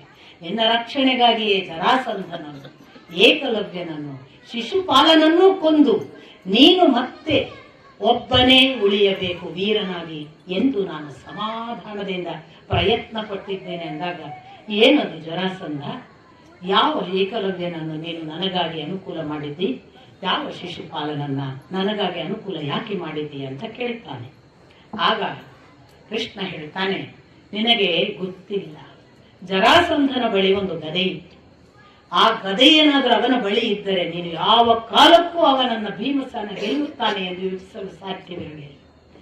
ಅವನ ಭೀಮಸೇನನ ಮುಂದೆ ಬರುವ ಮೊದಲು ಆ ಗದೆಯನ್ನು ಸ್ಥೂಣಾಕರ್ಣ ಅನ್ನುವ ಒಂದು ಆಯುಧವನ್ನ ಬಲರಾಮ ಪ್ರಯೋಗ ಮಾಡಿ ಆ ಗದೆಯನ್ನು ವಿಚ್ಛಿನ್ನ ಮಾಡಿಬಿಟ್ಟಿದ್ದ. ಆದ್ದರಿಂದ ಅವನ ತಾಯಿ ಜರೆ ಕೂಡಿಸಿದವಳು ಜರೆ, ಅವಳು ಅವಳ ಬಂಧುಗಳು ಸತ್ರು, ಇಲ್ಲ ಅವರು ಬರ್ತಿದ್ರು ಏನೋ ರಾಕ್ಷಸರು ಯುದ್ಧಕ್ಕೆ. ಅದು ಒಂದು ಭಾಗ. ಜರಾಸಂಧ ಕೂಡ ಆ ಗದೆಯನ್ನು ಕಳೆದುಕೊಂಡು ಭೀಮನ ಜೊತೆಗೆ ಯುದ್ಧ ಮಾಡಿದ್ದರಿಂದ ಅದು ಅವಧ್ಯ ಗದೆ ಇತ್ತು. ಅದು ಇಲ್ಲವಾದ್ದರಿಂದ ಭೀಮಸೇನ ಗೆಲ್ಲುವುದಕ್ಕೆ ಸಾಧ್ಯವಾಯಿತು. ಇನ್ನು ಏಕಲವ್ಯ, ಅವನು ಒಂದು ವೇಳೆ ಹೆಬ್ಬೆರಳಿನ ಸಹಿತವಾಗಿದ್ದರೆ ಯಾವ ದೇವತೆ, ಗಂಧ, ಅಸುರ, ರಾಕ್ಷಸ ಯಾರೂ ಕೂಡ ಅವನನ್ನು ಗೆಲ್ಲಲಿಕ್ಕೆ ಸಾಧ್ಯವಿರಲಿಲ್ಲ. ನಿನ್ನ ಕಾರಣವಾಗಿ ದ್ರೋಣರನ್ನು ನೆಪ ಮಾಡಿಕೊಂಡು ಅದು ಕೂಡ ಸಾಧಿತವಾಯಿತು. ಮೂರನೆಯದ್ದು ಶಿಶುಪಾಲ, ಅವನು ಸದಾ ಅಜಯ್ಯ. ಅವನನ್ನು ಗೆಲ್ಲಲಿಕ್ಕೆ ಯಾವ ದೇವತೆಗಳಿಗೂ ಸಾಧ್ಯವಿರಲಿಲ್ಲ, ಯಾವ ಅಸುರರಿಗೂ ಸಾಧ್ಯವಿರಲಿಲ್ಲ. ಆ ಕಾರಣಕ್ಕಾಗಿ ಅವನು ನಿನ್ನ ಮುಂದೆ ಬರುವ ಮೊದಲೇ ನಾನೇ ಅವನನ್ನು ಕೊಂದೆ. ನನಗೆ ನೀನು ಅತ್ಯಂತ ಪ್ರಿಯನು, ಇಷ್ಟೋ ಅಸಿ ಪ್ರಿಯೋ ಅಸಿ, ಪದೇ ಪದೇ ಹೇಳ್ತಾನೆ ಕೃಷ್ಣ. ನೀ ನನಗೆ ತುಂಬಾ ಇಷ್ಟನು, ತುಂಬಾ ಪ್ರೀತ್ಯಾಸ್ಪದನು. ಆದ್ರಿಂದ ನಾನು ನಿನ್ನನ್ನು ಈ ಪರಿ ಕಾಯ್ತೇನೆ. ನನಗೆ ನನ್ನ ತಂದೆ, ತಾಯಿ, ಹೆಂಡತಿ, ಬಂಧು, ಮಕ್ಕಳು ಎಲ್ಲರನ್ನೂ ಮುಂದಿಟ್ಟು ಸ್ವತಃ ನನ್ನ ಪ್ರಾಣವನ್ನು ಮುಂದಿಟ್ಟರು ನಾನು ಅದೆಲ್ಲಕ್ಕಿಂತ ಹೆಚ್ಚಾಗಿ ನಿನ್ನನ್ನು ಕಾಯುತ್ತೇನೆ. ಏನು ಗುರುಗಳು ಅಂದ್ರೆ ಅದು, ಅವನು ನಿಜವಾದ ಗುರು. ನಾನು ಸತ್ಯಕಾಮರ ಮನೆಗೆ ಪ್ರಥಮದಲ್ಲಿ ಬಂದಾಗ ಅವರ ಉಪ್ಪರಿಗೆಯಲ್ಲಿ ಮಲಗುವ ಹೊತ್ತು ನನಗೆ ಉತ್ತರ ಕರ್ನಾಟಕದ ಈ ತರದ ಹಾವುಗಳ ಮನೆಗಳಿಗೆ ಹಾವುಗಳು ಬರುವ ಪರಿಚಯ ಇಲ್ಲದ ಹೊತ್ತು. ನಾನು ಮಲಗಿ ಬೆಳಿಗ್ಗೆ ಮುಂಜಾನೆ ಇನ್ನೇನು ಹಾಸಿಗೆನ ಅವ್ರು ಹೇಳಿದ ಜಾಗ ಎಲ್ಲ ಇತ್ತು, ಅಲ್ಲಿ ಇಡಕ್ ಹೋದ್ರೆ ಅಲ್ಲೊಂದು ಕನ್ನಡಿ ಹಾವು. ಬೆಳಿಗ್ಗೆ ಕನ್ನಡಿ ಹಾವು ನೋಡಿ ಒಮ್ಮೆ ಕಿಟಾರ್ನೆ ಕಿರ್ಚಿದೆ ನಾನು. ಸತ್ಯಕಾಮರು ತಕ್ಷಣಕ್ಕೆ ತನ್ನ ನಿತ್ಯದ ತಮ್ಮ ಮನೆಯಲ್ಲಿರುವ ಮಲ್ಕಪ್ಪ ಅನ್ನೋನನ್ನು ಕರೆದು ಆ ಚಾವಟಿ ತಗೊಂಬ ಅಂತ ಚಾಟಿ ಏಟಿನಿಂದ ಅದನ್ನು ಕೊಂದು ಆ ಕನ್ನಡಿ ಹಾವನ್ನು ನನ್ನ ಕಣ್ಣ ಮುಂದೆ. ಆದ್ರೆ ಆ ದಿನ ರಾತ್ರಿ ಪುನಃ ಮಲಗುವಾಗ ನಿದ್ದೆ ಬರ್ತದ? ಬಾಗಿಲಿನ ಸಂಧಿ ನೋಡುದು, ನಾನ್ ಮಲಗಿದೆ ಈ ಬಾಗಿಲು ಸಂಧಿ ನೋಡುದು, ನಿದ್ದೆ ಇಲ್ಲದೆ ಹೊರಳಾಡುವುದು ಮಾಡ್ತಾ ಇದ್ದೇನೆ. ಇಲ್ಲೇ ಒಂದು ಬಾಗಿಲಿತ್ತು, ಅಲ್ಲೊಂದು ಬಾಗಿಲಿತ್ತು, ಇಲ್ಲೇ ಮಲಗಿದ್ದೇನೆ. ನನ್ನ ಪಕ್ಕಕ್ಕೆ ನನ್ನ ಗುರುಗಳಿದ್ದಾರೆ. ಒಂದೆರಡು ಹೊರಳಾಟ ನೋಡಿದ್ರು. ಮೆತ್ತಗೆ, ಏನು ಮಗಳೇ ನಿದ್ದೆ ಬರುವುದಿಲ್ಲವೇ ಅಂತ ಕೇಳಿದ್ರು. ಹೌದು ಪಪ್ಪ ಅಷ್ಟೇ ಅಂದೆ. ಬೆಳಿಗ್ಗೆ ಹೊಡೆದ ಹಾವು ಇನ್ನೂ ಇದೆ ಅಲ್ವಾ? ಹೌದು ಪಪ್ಪ. ತಕ್ಷಣ ಅವರು ನನ್ನನ್ನು ತನ್ನ ತೋಳಿನಲ್ಲಿ ತೆಗೆದುಕೊಂಡು ಗಟ್ಟಿಯಾಗಿ ಹೇಳಿದ ಒಂದು ಮಾತು ಏನು ಅಂದ್ರೆ, ಮಗಳೇ ಈ ಕ್ಷಣದಿಂದ ಹಾವಲ್ಲ ಒಂದು ಸೊಳ್ಳೆ ಕೂಡ ಬರಬೇಕಾದರೆ ನನ್ನನ್ನು ದಾಟಿ ಬರಬೇಕು, ನಿಶ್ಚಿಂತೆಯಿಂದ ಮಲಗು. ಇದು ರಕ್ಷಣೆ. ಯಾವ ಮಟ್ಟದ ರಕ್ಷಣೆ ಕೊಟ್ಟಿದ್ದಾರೆ. ಅದಾಗಿ ಹೇಳಿದ್ರು, ಮಗಳೇ ಒಂದು ದಿನ ನಾನು ಇಲ್ಲವಾದರೆ ಎಂಬ ಪ್ರಶ್ನೆ ಬೇಡ. ನಾನು ದೈಹಿಕವಾಗಿ ಇಲ್ಲವಾದ ದಿನ ನೀನು ಯಾವುದೋ ಮನೆಯ ಒಳಗೆ ಇದ್ದರೆ ಆ ಮನೆಯ ಗೋಡೆಯಲ್ಲಿ ಹಲ್ಲಿಯಾಗಿ ನಾನು ನಿನ್ನನ್ನು ಕಾಯುತ್ತೇನೆ. ಆಕಾಶದಲ್ಲಿ ಚುಕ್ಕಿಯಾಗಿ ನಿನ್ನನ್ನು ಕಾಯುತ್ತೇನೆ. ಸ್ವಾಮಿ, ಇದು ಮಾತೇ ಅಲ್ಲ, ಎಲ್ಲಿ ಹೋದಲ್ಲಿ ಅನುಭವಿಸಿದ ಸತ್ಯ. ಇದು ಗುರು ಕೊಡುವ ರಕ್ಷಣೆ. ಯಾವ ಗುರುಗಳೂ ಕೂಡ ಈ ಪರಿ ಜೀವ ಕೊಟ್ಟು ರಕ್ಷಿಸ್ತಾರಲ್ಲ, ಅವರು ಮಾತ್ರ ಗುರು. ಜೀವವನ್ನೇ ಅರ್ಪಿಸಿ ನಾನು ನಿನಗಾಗಿ ಸಾಯಲಿಕ್ಕೆ ಸಿದ್ಧ ಅನ್ನುವವರೆಗೆ ಕೃಷ್ಣ ಪ್ರಾಣವನ್ನೂ ಲೆಕ್ಕಕ್ಕೆ ಹಿಡಿದರೆ ನೀನು ನನ್ನ ಪ್ರಾಣಕ್ಕಿಂತ ಮಿಗಿಲು ಅಂತ ಮಾತಾಡಿದ ನೋಡಿ, ಅದು ಕೃಷ್ಣ ರಕ್ಷಣೆ. ಆದ್ರಿಂದ ಅರ್ಜುನ ಸೇರಿ ಇಷ್ಟು ಹೇಳಿ ಮುಂದೆ ಧೃತರಾಷ್ಟ್ರ ಇಷ್ಟ ಆಗುವಾಗ ಕೇಳ್ತಾನಲ್ಲ, ಶಕ್ತಿಯಾಯುಧ ಯಾವಾಗದಿಂದ ಇತ್ತು, ಎಷ್ಟು ಸಾರಿ ಅರ್ಜುನನಿಗೆ ಮುಖಾಮುಖಿ ಆಗಿದ್ದಾನೆ, ಯಾಕೆ ಇವತ್ತಿನವರೆಗೂ ಆ ಘಟೋತ್ಕಚ ಬರುವವರೆಗೆ ಇಟ್ಕೊಂಡದ್ದೆ, ಯಾವಾಗ ಯಾಕೆ ಅರ್ಜುನ ನಾನು ಕೊಲ್ಲಿಲ್ಲ, ಇವನಿಗೇನ್ ಬಂತು ಬೇನೆ? ಆಗ ಇವ ಹೇಳ್ತಾನೆ ಸಂಜೆ, ನೀನು ಕೇಳಿದ ಹಾಗೆ ಈ ಪ್ರಶ್ನೆಯನ್ನು ಸಾತ್ವಿಕಿಯು ಕೃಷ್ಣನಿಗೆ ಕೇಳಿದ್ದಾನೆ. ಸಾತ್ವಿಕಿಗೆ ಕೃಷ್ಣ ಉತ್ತರ ಕೊಟ್ಟ, ನಾನು ಕೂಡ ಯುದ್ಧವನ್ನು ಗಮನಿಸಿದ್ದೇನೆ ದಿವ್ಯ ದೃಷ್ಟಿಯಿಂದ. ನನಗೆ ಒಂದು ಸಂಗತಿ ಗೊತ್ತಾಗುತ್ತಿತ್ತು, ಕರ್ಣನನ್ನು ಕೃಷ್ಣ ಯಾವುದೋ ಮೋಹಕ್ಕೆ ಒಳಪಡಿಸುತ್ತಿದ್ದ. ನೋಡಿ, ನಿಮಗೆ ಅಲ್ಲಲ್ಲಿ ಬಂತಲ್ಲ ಪ್ರಶ್ನೆ, ಅವನನ್ನು ಬಿಟ್ಟ ಇವನನ್ನು ಬಿಟ್ಟ, ಸರಿ ಯುದ್ಧ ಮಾಡಲ್ಲ, ಎಲ್ಲ ಕಡೆ ಸೋಲ್ತಿದ್ದಾನೆ, ಎಲ್ಲರ ಕಡೆ ಚೀತು ಅನಿಸ್ಕೊತಾನೆ, ಯಾಕೆ ಅಂತ ನಮಗೂ ಪ್ರಶ್ನೆ ಬರುತ್ತೆ. ಉತ್ತರ, ಕೃಷ್ಣ ಅವನನ್ನು ಅಲ್ಲಲ್ಲಿ ವಿಮೋಹಕ್ಕೆ ಒಳಪಡಿಸುತ್ತಿದ್ದ. ವಿಮೋಹ ಅಂದ್ರೆ ಮೌಢ್ಯಕ್ಕೆ ಒಳಪಡಿಸಿ ಬಿಡುದು, ಭ್ರಮೆ ಆಗುವ ಹಾಗೆ, ಭ್ರಾಂತಿ ಆಗುವ ಹಾಗೆ, ಬುದ್ಧಿ ನಿಶ್ಚಿತತೆಯನ್ನ ತೆಗೆದು ಬಿಡುವುದು. ಅದನ್ನ ದೂರ ಕೂತು ಮಾಡಿದ್ದಾನೆ ಅನ್ನುವುದನ್ನು ಸಂಜಯ ಹೇಳ್ತಾನೆ. ಸಾತ್ವಿಕಿಗೆ ಹೇಳುವಾಗ ಕೃಷ್ಣನು ಹೇಳ್ತಾನೆ, ಹೌದು, ಆ ಶಕ್ತ್ಯಾಯುಧವನ್ನು ಬೇರೆಲ್ಲಿಯೂ ಬಳಸದ ಹಾಗೆ ಮತ್ತು ಯಾವ ಪಾಂಡವರ ಮೇಲೂ ಅದು ಪ್ರಯೋಗವಾಗದೆ, ಅದು ಸ್ಪೆಷಲಿ ಅವನು ಮಾತು ಕೊಟ್ಟದ್ದು ಕುಂತಿಗೆ ಅರ್ಜುನನ ಮೇಲೆ ಪ್ರಯೋಗ ಮಾಡ್ತೇನೆ ಅಂತಲೇ, ಕೊಲ್ತೇನೆ ಅಂತಲೇ, ನಾನು ಅರ್ಜುನನನ್ನು ಒಬ್ಬನನ್ನು ಕೊಲ್ತೇನೆ, ಉಳಿದ 4 ಜನರನ್ನು ವಧೆ ಮಾಡಲ್ಲ ಅಂತ. ಹಾಗಾಗಿ ಅರ್ಜುನನ ಮೇಲೆ ಪ್ರಯೋಗ ಮಾಡ್ಬೋದಿತ್ತು, 2 ಬಾರಿ ಮುಖಾಮುಖಿ ಆದಾಗಲೂ ಮಾಡಿಲ್ಲ. ಯಾಕೆ ಅಂದ್ರೆ ಕೃಷ್ಣ ಹೇಳ್ತಾನೆ, ನಾನು ಅವನನ್ನು ವಿಮೋಹಗೊಳಿಸಿದ್ದೇನೆ. ಇದೆಲ್ಲ ನಾವು ಒಂದು ವ್ಯಕ್ತಿಯನ್ನ ಒಂದು ವ್ಯಕ್ತಿಯಾಗಿ ನೋಡ್ಲಿಕ್ಕಿಲ್ಲ, ಇಲ್ಲೊಂದು ಯಾವುದೋ ಮೇಲೆ ಕೂತು ನಮ್ಮನ್ನ ಹೀಗೆ ನಡಿ ಅಂತ ಮಾಡುವ ವ್ಯವಸ್ಥೆ ಇದೆ. ನಾವು ತಿಳಿದಿದ್ದೇವೆ ನಾವೇ ಮಾಡುದು ಅಂತ. ಉತ್ತರ, ಇದು ಮೂಢರು ಮಾತನಾಡುವ ಮಾತು ಅಂತಾನೆ. ಒಂದು ಸರಿ ಕೃಷ್ಣನ ಕೃಪಾ ಕರ್ಣನಿಗೆ, ನಾನವನನ್ನು ಸೋಲಿಸುತ್ತೇನೆ, ನಾನವನನ್ನು ಮುಟ್ಟಲು ಬಿಡುವುದಿಲ್ಲ, ಅವನನ್ನು ಕೊಂದ ಬಳಿಕವೇ ಬರ್ತೇನೆ, ಇದು ಮೂಢರು ಮಾತನಾಡುವ ಮಾತು. ಕೃಷ್ಣನಿರುವಾಗ ನೀನೇನು ಮಾಡುತ್ತಿ? ಮೇಲೊಂದು ಕಾಸ್ಮಿಕ್ ಅರೇಂಜ್ಮೆಂಟ್ ಅಂತ ನಾನು ಪದೇ ಪದೇ ಹೇಳುವುದಿದೆಯಲ್ಲ, ಅದು ಯಾವ ಕಾಲಕ್ಕೂ ನಮ್ಮನ್ನು ಬಿಡಲ್ಲ. ನಮ್ಮನ್ನ ನಡೆಸುವುದೇ ಅದು, ನೀನು ಹೀಗೆ ನಡಿಬೇಕು, ಹಾಗಾದ್ರೆ ನಾವೇನು ಮಾಡೋದು ಬೇಡಲ್ವಾ ಅಂತ ಅನೇಕರಿಗೆ ಅದೊಂದು ತಕ್ಷಣಕ್ಕೆ ಬರುವ ತೀರ್ಮಾನ. ಎಲ್ಲ ಅವನೇ ಮಾಡ್ತಾನಲ್ಲ, ಹಾಗಲ್ಲ ಸ್ವಾಮಿ, ಬುದ್ಧಿ ಪ್ರಜ್ಞೆ ನಿಮ್ಮ ಕೈಯಲ್ಲಿ ಕೊಟ್ಟಿದ್ದಾನೆ. ಸರಿ ತಪ್ಪುಗಳನ್ನು ನೋಡುವುದಕ್ಕೆ ಶಾಸ್ತ್ರ ಇದೆ. ಶಾಸ್ತ್ರ ಗೊತ್ತಿಲ್ಲದಿದ್ರೆ ಸಾರ್ವಜನಿಕ ರೂಢಿಯ ತಪ್ಪು ಸರಿಗಳಿವೆ, ಹಿರಿಯರ ಮಾರ್ಗದರ್ಶನದ ಮಾದರಿಗಳಿವೆ. ಅದೆಲ್ಲದರ ಜೊತೆಗೆ ತೂಕ ಮಾಡ್ಕೊಂಡು ಹೇಗೆ ನಡಿಬೇಕು ಅಂತ ಕಲಿಯುವುದೇ ಮನುಷ್ಯನಿಗಿರುವ ಚಾಲೆಂಜ್. ಅವನು ಪ್ರಾಣಿ ಅಲ್ಲ ಆಗುವುದಲ್ಲಿ, ಹೇಗೆ ನಡೆದರೆ ಎಷ್ಟು ಸರಿ, ತಪ್ಪುಗಳನ್ನು ಹೇಗೆ ಕಡಿಮೆ ಮಾಡುವುದು. ಹಿರಿಯರು ಮಾರ್ಗದರ್ಶಕರು ಇರುವಾಗ ಶಾಸ್ತ್ರ ಓದಿಯೇ ಆಗ್ಬೇಕು ಅಂತಿಲ್ಲ. ನಮ್ಮ ದೊಡ್ಡವರು ಹೇಳ್ತಾರಪ್ಪ ಇದು ಸರಿ ಇದು ತಪ್ಪು, ಅವ್ರು ಹೇಳಿದ್ದನ್ನು ಕೇಳುವುದು, ಅವರು ಹೇಳಿದಂತೆ ನಡೆಯುವುದು.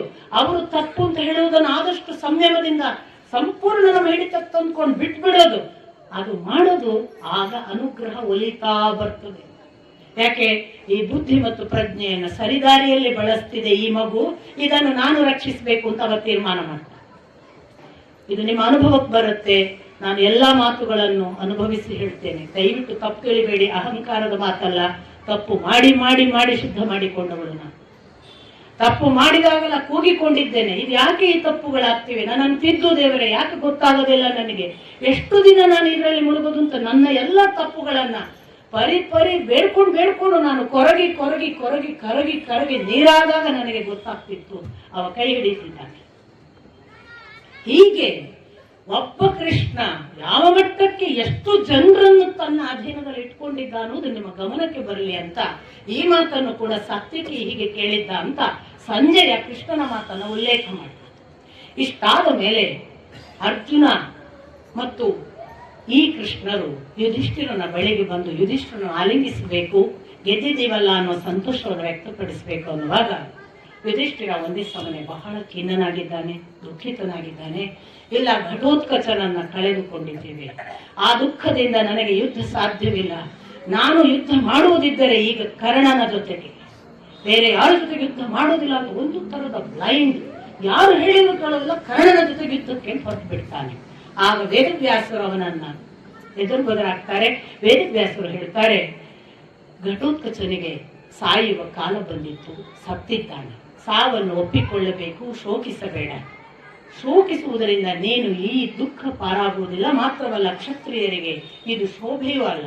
ನೀನು ಮುಂದಿನ ಕೆಲಸಕ್ಕೆ ಸಿದ್ಧನಾಗಬೇಕು. ಕರ್ಣ ನಿನ್ನ ವಶವಲ್ಲ. ಕರ್ಣನನ್ನು ನೀನು ಅರ್ಜುನನಿಗೆ ಬಿಡು. ನೀನು ಮುಂದುವರಿ.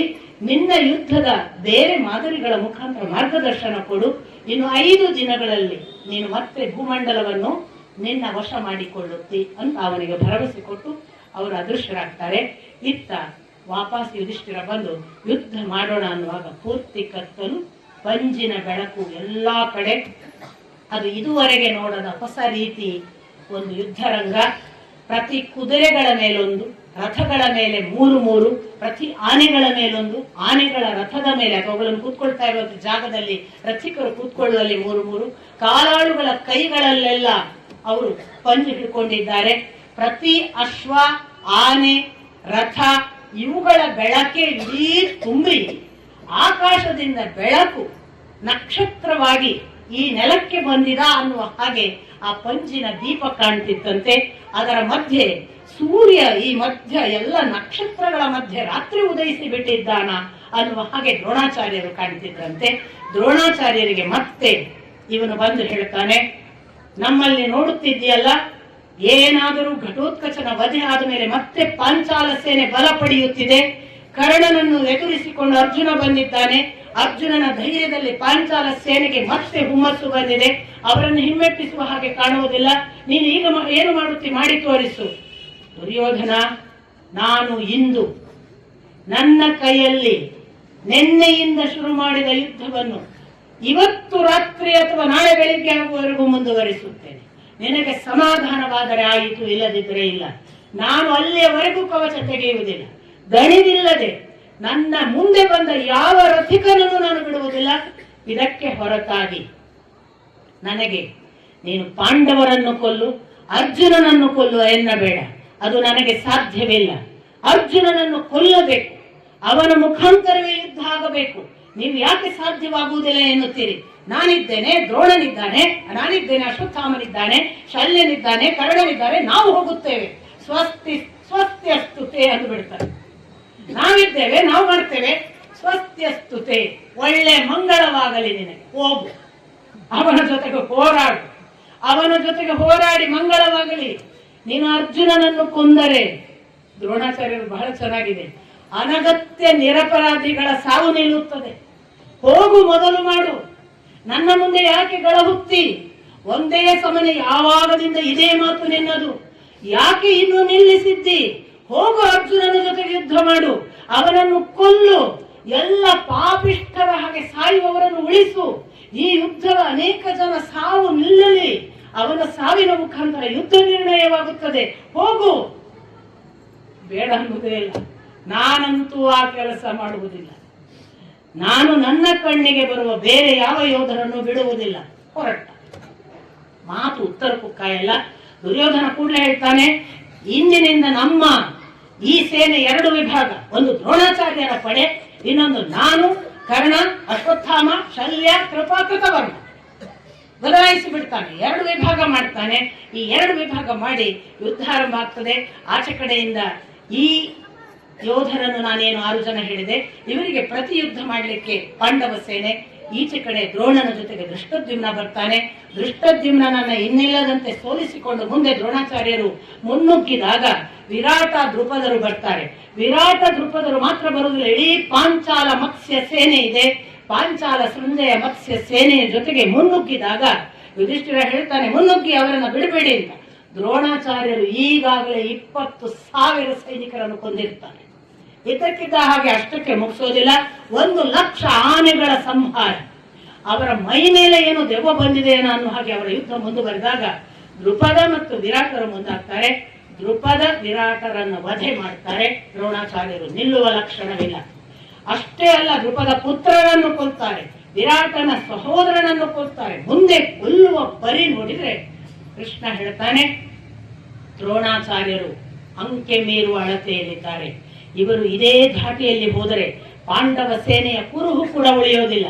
ನಾವು ಈಗಾಗಲೇ ಇನ್ನು ಹೊಸ ಯುದ್ಧ ನೀತಿಯನ್ನು ಏನನ್ನಾದರೂ ಯೋಚಿಸಲೇಬೇಕು. ಇಲ್ಲದಿದ್ದರೆ ಇದು ಪರಿಹಾರ ಆಗುವ ಹಾಗೆ ಕಾಣುವುದಿಲ್ಲ. ಅಷ್ಟರಲ್ಲಿ ಆಚೆ ಕಡೆಯಿಂದ ಆಕಾಶದಿಂದ ಸಿದ್ಧರು ಅಥವಾ ಋಷಿ ಮುನಿಗಳೆಲ್ಲ, ಗೌತಮ, ವಸಿಷ್ಠ, ಭೃಗು, ಅತ್ರಿ ಮೊದಲಾದ ಅಂಗಿರಸ ಎಲ್ಲ ಋಷಿಗಳು, ಸಾಕು, ನೀನು ಒಬ್ಬ ಬ್ರಾಹ್ಮಣ, ಈ ರೀತಿ ಕ್ಷತ್ರಿಯ ಯುದ್ಧ ನಿನಗೆ ಶೋಭೆ ಅಲ್ಲ, ಸಾಕು ಮಾಡು, ಈ ಸಂಹಾರ ನಿನ್ನ ಪಾಪದ ಕೊಡ ತುಂಬುತ್ತಿದೆ, ಆದಷ್ಟು ಬೇಗ ನೀನು ಶಸ್ತ್ರತ್ಯಾಗ ಮಾಡು, ನಿನ್ನ ಮರಣದ ಸಮಯ ಬಂದಿದೆ, ಕಾಲ ಸನ್ನಿಹಿತವಾಗಿದೆ, ನಿರ್ಗಮಿಸು. ಕೇಳ್ತಾ ಇದೆ. ಯುದ್ಧ ಮಾಡುವ ಮನಸ್ಥಿತಿ ನಿಲ್ಲಿಸೇ ಇಲ್ಲ, ಪ್ರಖರ ಯುದ್ಧ ಮಾಡ್ತಲೇ ಇದ್ದಾರೆ. ಕೃಷ್ಣ ಹೇಳ್ತಾನೆ, ಇವನನ್ನು ನಾವು ಧರ್ಮದ ದಾರಿಯಿಂದ ಶಸ್ತ್ರತ್ಯಾಗ ಮಾಡುವ ಹಾಗೆ ಕಾಣುವುದಿಲ್ಲ. ಈಗ ಇರುವುದು ಒಂದೇ ದಾರಿ, ಅಧರ್ಮದ ದಾರಿ. ಅದಕ್ಕೆ ನಾವು ಮಾಡಬಹುದಾದ ಒಂದೇ ಒಂದು ಸಂಗತಿ, ಸುಳ್ಳಿನ ಮೂಲಕ ಅವರನ್ನು ಶಸ್ತ್ರತ್ಯಾಗ ಮಾಡುವುದಕ್ಕೆ ಹೊರಡುವುದು. ಅರ್ಜುನ, ಕೃಷ್ಣ ಹೇಳ್ತಾನೆ, ನಾವೀಗ ಅಶ್ವತ್ಥಾಮ ಸತ್ತಿದ್ದಾನೆ ಎಂಬ ಅಪ್ರಿಯ ಸುದ್ದಿಯನ್ನು ಅವರಿಗೆ ಹೇಳಬೇಕು. ಅರ್ಜುನನಿಗೆ ಅದಿಷ್ಟ ಆಗುತ್ತೆ. ಅವನು ಮಹಾ ದಯಾವಂತ. ಮಧ್ಯದಲ್ಲಿ ಅವನು ಎಲ್ಲರಿಗೂ ನಿದ್ದೆ ಮಾಡಕ್ಕೆ ಹೇಳ್ತಾನೆ. ನಾನು ಅದನ್ನು ಮರ್ತೆ. ಅಷ್ಟು ಜನ ಸೈನಿಕರಿಗೆ ಘಟೋತ್ಕಚ ವಧೆ ಆದ್ಮೇಲೆ ಪಾಂಚಾಲ ಸೇನೆ ಹಿಮ್ಮೆಟ್ಟುತ್ತಿರ್ತದೆ, ಕೌರವರು ಪ್ರಬಲರಾಗಿರ್ತಾರೆ. ಅವನು ಘೋಷಿಸ್ತಾನೆ, ನೀವೆಲ್ಲ ದಣಿದಿದ್ದೀರಿ, ನಿಮಗೆ ನಿದ್ದೆ ಅವಶ್ಯಕತೆ ಇದೆ, ನಾನು ಎಬ್ಬಿಸಿ ಯುದ್ಧ ಅನ್ನುವರೆಗೆ ಮಲಗಿ. ಅವರೆಲ್ಲರೂ ಹೇಳ್ತಾರೆ, ನೀನೆಷ್ಟು ದಯಾವಂತ, ನಮಗೆ ದಣಿವಾದದ್ದನ್ನು, ನಮಗೆ ನಿದ್ದೆ ಬರುವುದನ್ನು ಪ್ರತಿಯೊಂದನ್ನು ಸೂಕ್ಷ್ಮವಾಗಿ ಗಮನಿಸುತ್ತಿ, ನಿನ್ನ ಇಷ್ಟಾರ್ಥಗಳು ಸಿದ್ಧಿಸಲಿ ಅಂತ ಆಶೀರ್ವಾದ ಮಾಡಿ ಮಲಗ್ತಾರೆ ಅಷ್ಟು ಜನ. ಆ ಬಳಿಕ ಎದ್ದದ್ದು. ಇಂಥದೆಲ್ಲ ದಯಾವಂತ ಅವನು ಅಂಥದ್ದು ಮಾಡೋದಕ್ಕೆ, ಅದು ಕೂಡ ಗುರುಗಳ ಮೇಲೆ ಸುಳ್ಳು ಸಾಧ್ಯ ಇಲ್ಲ ಅಂತ ಅವನಿಗೆ ರುಚಿಸೋದಿಲ್ಲ. ಪಕ್ಕದಲ್ಲೇ ಭೀಮ, ನಕುಲ, ಸಹದೇವರು ಇವನಿಗೆ ದೃಷ್ಟದ್ಯುಮ್ನನಿಗೆ ಸಾಥ್ ಕೊಟ್ಟು ದ್ರೋಣಾಚಾರ್ಯರ ಜೊತೆ ಕೆಲಸ ಮಾಡ್ತಿರ್ತಾರೆ. ಅವರಿಗೂ ಕೂಡ ಇವರ ಆರ್ಭಟ ತಡಿಲಿಕ್ಕಾಗದೆ ಭೀಮನಿಗೂ ಗೊತ್ತಾಗಿರುತ್ತೆ, ಇವನನ್ನು ಹೇಗಾದ್ರೂ ಅಧರ್ಮದ ದಾರಿಯಲ್ಲಿ ಮುಗಿಸ್ಲೇಬೇಕು ಅಂತ. ಭೀಮ ತಕ್ಷಣ ಹೇಳ್ತಾನೆ, ಅದು ಸರಿಯಾಗಿದೆ, ಹಾಗೆ ಮಾಡೋಣ. ಇನ್ನು ಹೇಳುದಲ್ಲ, ಅವ ಅಷ್ಟು ಹೊತ್ತಿಗೆ ಮಾಲವ ದೇಶದ ಇಂದ್ರವರ್ಮನ ಆನೆ ಅಶ್ವತ್ಥಾಮ ಅಂತ ಹೆಸರಿದೆ, ಹೋಗಿ ಕೊಂದು ನೇರ ಹೋಗಿ ತಕ್ಷಣ ದ್ರೋಣಾಚಾರ್ಯರ ಹತ್ರ ಅಶ್ವತ್ಥಾಮ ಹತಃ ಅಂತ ಹೇಳ್ಬಿಡ್ತಾನೆ. ಇವ್ರಿಗೊಂದು ಸಾರಿ ಗೊಂದಲ ಆಗ್ತದೆ, ಅಶ್ವತ್ಥಾಮ ಸತ್ತಿದ್ದಾನ ಅಂತ ಗಾಬರಿ ಆಗ್ತಾರೆ. ನೋಡಿ, ದುರ್ಯೋಧನ 2 ವಿಭಾಗ ಮಾಡಿದ್ದು ಒಂದು ದೃಷ್ಟಿಯಿಂದ ಇದಕ್ಕೆ ಒಳ್ಳೇದಾಗಿ. ಆಚೆ ಇರುವವರು ಏನ್ ಮಾಡ್ತಾರೆ, ಇವ್ರಿಗೆ ಕಾಣ್ತಿಲ್ಲ. ಒಟ್ಟಿಗಿದ್ದಿದ್ರೆ ಈ ಸುಳ್ಳು ಹೇಳಿಕ್ ಆಗ್ತಿರ್ಲಿಲ್ಲ. ಪೂರ್ವ ವಿಧಿ ನಿಯಮ ಹೆಂಗ್ ವ್ಯವಸ್ಥೆ ಮಾಡುತ್ತೆ, ಕಾಸ್ಮಿಕ್ ಅರೇಂಜ್ಮೆಂಟ್. ಮತ್ತೆ ಕೃಷ್ಣನಿಗೆ ಎಷ್ಟು ಲೆಕ್ಕಾಚಾರ. ಅಶ್ವತ್ಥಾಮ ಹತಃ ಅನ್ನುವಾಗ ಈ ಕಡೆಯಿಂದ ಇವರು ಒಂದು ಸಾರಿ ಹೌದಾ ಏನಾ ಅಂತ ಗಾಬರಿ ಆಗ್ತಾರೆ, ಮನಸ್ಸು ಮಂಕಾಗ್ತದೆ. ಇರ್ಲಿಕ್ಕಿಲ್ಲ, ಸುಳ್ಳು ಹೇಳ್ತಿರ್ಬೇಕು ಅಂತ ಮತ್ತೆ ಯುದ್ಧ ತೊಡಗ್ತಾರೆ. ಯಾವ ಮಟ್ಟದ ಯುದ್ಧ ಅಂದ್ರೆ ಅದು ಭಯಾನಕವಾಗಿ ಮತ್ತೆ ಮುಂದುವರಿತಾರೆ ಅನ್ನುವಾಗ ಸಿದ್ಧಚಾರಣ ಋಷಿ ಮುನಿಗಳ ಮಾತು ಬೇರೆ ನೆನಪಾಗ್ತದೆ. ಸತ್ಯ ಇರಬಹುದಾ ಅಂತ ಡೋಲಾಯಮಾನ. ಪುನಃ ಬಂದು ಹೇಳ್ತಾನೆ, ಇವ ದೃಷ್ಟದ್ಯುಮ್ನನ್ನು ಕರ್ಕೊಂಡು ತನ್ನ ಭೀಮ ತನ್ನ ರಥದಲ್ಲಿ ದೃಷ್ಟದ್ಯುಮ್ನನ್ನು ಕೂರಿಸ್ಕೊಂಡು ಪುನಃ ಬರ್ತಾನೆ. ಬಂದು ಅವರಿಗೆ ಎಷ್ಟು ಸಾಧ್ಯವೋ ಅಷ್ಟು ದೃಷ್ಟದ್ಯುಮ್ನ ಜೊತೆಗೆ ಬಾಣ, ಪ್ರತಿ ಉತ್ತರ ಇವು ಜೋರ್ ನಡೀತಿರುವಾಗ ಭೀಮ ಮತ್ತೆ ಹತ್ರ ಬರ್ತಾನೆ. ಇವೇನು ಯುದ್ಧ ಬಿಡುವ ಲಕ್ಷಣ ಕಾಣುವುದಿಲ್ಲ, ಇವ ಶಸ್ತ್ರ ಸನ್ಯಾಸ ಮಾಡ್ತಿಲ್ಲ ಅಂತ ದೃಷ್ಟದ್ಯುಮ್ನಿಗೆ ಹೇಳ್ತಾನೆ. ಈ ಸಾರಿ ನೋಡು, ನೀನ್ ಬರೇ ಮಾತಾಡಿದ್ದಿ, ಈ ಸಾರಿ ನೀನ್ ಏನ್ ಮಾಡ್ತೀವಿ ವಧೆ ಮಾಡ್ಲೇಬೇಕು, ನಾವು ಮಾಡ್ಲಿಕ್ಕೆ ಬರೋದಿಲ್ಲ, ನಿನ್ನ ಹೆಸರಲ್ಲೇ ಇರೋದದು, ಆದ್ರಿಂದ ನಾನು ಹತ್ರ ಕರ್ಕೊಂಡು ಹೋಗ್ತೀನಿ ಅಂತ ಹೇಳಿ ಹತ್ರ ಕರ್ಕೊಂಡೋಗಿ ಅಶ್ವತ್ಥಾಮ ಸತ್ತಿದ್ದಾನೆ, ರಣಾಂಗಣದ ಆ ಬದಿಯಲ್ಲಿ ಎಲ್ಲೋ ಇದ್ದಾನೆ, ನಿನ್ನ ಸೇನೆಯವರು ನಿನಗೆ ಆ ಸುದ್ದಿ ಹೇಳೋದಿಲ್ಲ, ನಾವೇ ಹೇಳಬೇಕಲ್ಲ ಅಂತಾನೆ. ಇಲ್ಲಿ ಪುನಃ ಅನುಮಾನ ಬರ್ತದೆ, ಈ ಭೀಮ ಹೇಳೋದು ಸತ್ಯವೋ ಅಲ್ವೋ. ಅವನ ತಕ್ಷಣ ತೀರ್ಮಾನ ಮಾಡ್ತಾನೆ, ಯುಧಿಷ್ಠಿರ ಸುಳ್ಳು ಹೇಳೋದಿಲ್ಲ, ಯುಧಿಷ್ಠಿರನನ್ನು ಕೇಳಬೇಕು ಅಂತ. ತಕ್ಷಣ ಯುಧಿಷ್ಠಿರ, ಅಶ್ವತ್ಥಾಮ ಸತ್ತದ್ದು ನಿಜವೇ, ನನಗೆ ಸತ್ಯವಾಗಿ ಹೇಳು. ಕೂಡ್ಲಿ ಕೃಷ್ಣ ಈ ಕಡೆಯಿಂದ ಹೋಗಿ ಯುಧಿಷ್ಠಿರನನ್ನು ಕೇಳಿದ್ರ ಅಂತ ಚಿಂತೆ. ಯಾಕೆ ಗೊತ್ತಾ, ಬಹಳ ಅದರಲ್ಲಿ 2 ಸಂಗತಿಗಳಿವೆ. ಏನು ಸಂಗತಿ ಅಂದ್ರೆ, ಅವನಿಗೆ ಯಾಕೆ ಚಿಂತೆ ಆಗ್ತದೆ ಅಂದ್ರೆ, ಜೀವನದಲ್ಲಿ ಸುಳ್ಳು ಹೇಳದ ಯುಧಿಷ್ಠಿರನನ್ನು ಸುಳ್ಳು ಹೇಳಿಸ್ಬೇಕಲ್ಲ ಅಂತ. ಕೃಷ್ಣನಿಗೆ ಚಿಂತೆ, ಯುಧಿಷ್ಠಿರನಿಂದ ಸುಳ್ಳು ಹೇಳಿಸ್ಬೇಕಲ್ಲ, ಹಾಗಂತ ಸುಳ್ಳು ಹೇಳದೇ ಇದ್ರೆ ಇದಾಗಲ್ಲ ಅನ್ನುವ ಧರ್ಮ ಸಂಕಟ. ಅದಕ್ಕೆ ಹತ್ರ ಹೋಗಿ ಹೇಳ್ತಾನೆ ಯುಧಿಷ್ಠಿರ, ನೀನು ಇದನ್ನು ಹೌದು ಹೇಳಲೇಬೇಕು, ಇಲ್ಲ ಹೇಳಿದ್ರೆ ನಮ್ಮ ಸೇನೆ ನಿರ್ವಂಶವಾಗಿ ಹೋಗಿಬಿಡುತ್ತದೆ, ಇಲ್ಲಿ ಏನು ಉಳಿಯೋದಿಲ್ಲ. ಆದ್ರಿಂದ ನೀನು ಈಗ ಇದು ಅಧರ್ಮವಲ್ಲ. ಮುಂದಿನ ಮಾತು ಬಹಳ ಚೆನ್ನಾಗಿದೆ. ಇದು ಅಧರ್ಮವಲ್ಲ. ಪ್ರಾಣ ಹೋಗುವ ಸಂದರ್ಭದಲ್ಲಿ ಸುಳ್ಳು ಹೇಳಿದರೆ ಅದು ಸತ್ಯವೇ. ಇನ್ನು ಅನೇಕ ಸಂದರ್ಭಗಳಲ್ಲಿ ಸುಳ್ಳು ಸತ್ಯಕ್ಕಿಂತ ಶ್ರೇಷ್ಠವಾಗಬಹುದು. ಸಂದರ್ಭ ನೋಡಿಕೊಂಡು ಸುಳ್ಳು ಸತ್ಯಕ್ಕಿಂತ ಶ್ರೇಷ್ಠವಾಗಬಹುದು.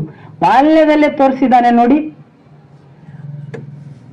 ನೆನ್ಪು ಮಾಡ್ಕೊಳ್ಳಿ, ಯಶೋದೆಗೆ ಎಲ್ಲ ಅಕ್ಕಪಕ್ಕದ ಮನೆಯವರು ಬಂದು ಮಣ್ಣು ತಿಂತಿದ್ದಾನೆ, ಹೌದೇನೋ? ಇಲ್ಲಮ್ಮ, ಅವ್ರು ಸುಳ್ಳು ಹೇಳ್ತಾರೆ. ನಾವು ನೋಡಿದ್ದೇವೆ, ಅವ್ ಮಣ್ಣು ತಿಂತಾನೆ. ಇಲ್ಲಮ್ಮ, ನಾನು ಮಣ್ಣು ತಿಂದಿಲ್ಲ. ಸುಳ್ಳು ಹೇಳ್ತಿ? ಸುಳ್ಳು ಹೇಳಲ್ಲಮ್ಮ, ನಾನು ಮಣ್ಣು ತಿಂದಿಲ್ಲ. ಹೌದಾ? ಬಾಯಿ ತೆಗಿ. ಬ್ರಹ್ಮಾಂಡ ದರ್ಶನವಾಯಿತು. ಸುಳ್ಳು ಹೇಳ್ತೀಯಾ ಅಂತ ಕೇಳಿದಾಗ ಹೌದಮ್ಮ ತಿಂದಿದ್ದೇನೆ ಅಂದ್ರೆ 2 ಹೊಡೆದು ಮುಗಿತಿತ್ತು. ಹೌದಮ್ಮ, ಮಣ್ಣು ತಿಂದದ್ದು ಹೌದು, ನನಗೆ ಏನೋ ಗೊತ್ತಾಗ್ಲಿಲ್ಲಮ್ಮ, ತಿಂದದ್ದು ಹೌದು ಅಂದಿದ್ರೆ, ಸತ್ಯವೇ ಹೇಳಿದ್ರೆ ಕೃಷ್ಣ, ತಾಯಿಗೆ ಬ್ರಹ್ಮಾಂಡ ದರ್ಶನವಾಗ್ತಿರ್ಲಿಲ್ಲ. ಹಾಗಾಗಿ ಸುಳ್ಳು ಮತ್ತು ಸತ್ಯಕ್ಕೆ ಒಂದು ಹೊಸ ವ್ಯಾಖ್ಯಾನ ಬರೆದವ ಕೃಷ್ಣ. ಸಾಮಾನ್ಯ ಅಲ್ಲ. ಕೃಷ್ಣನ ವ್ಯಾಖ್ಯಾನ ಏನು ಗೊತ್ತಾ?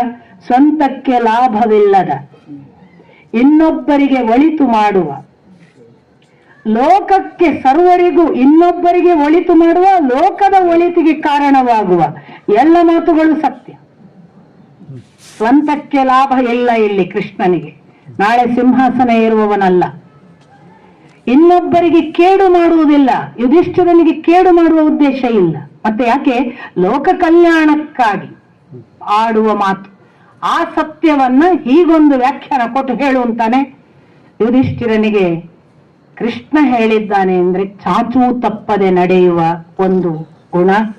ಅವನು ತುಂಬಾ ಸಂಕಟ ಅನುಭವಿಸ್ತಾನೆ.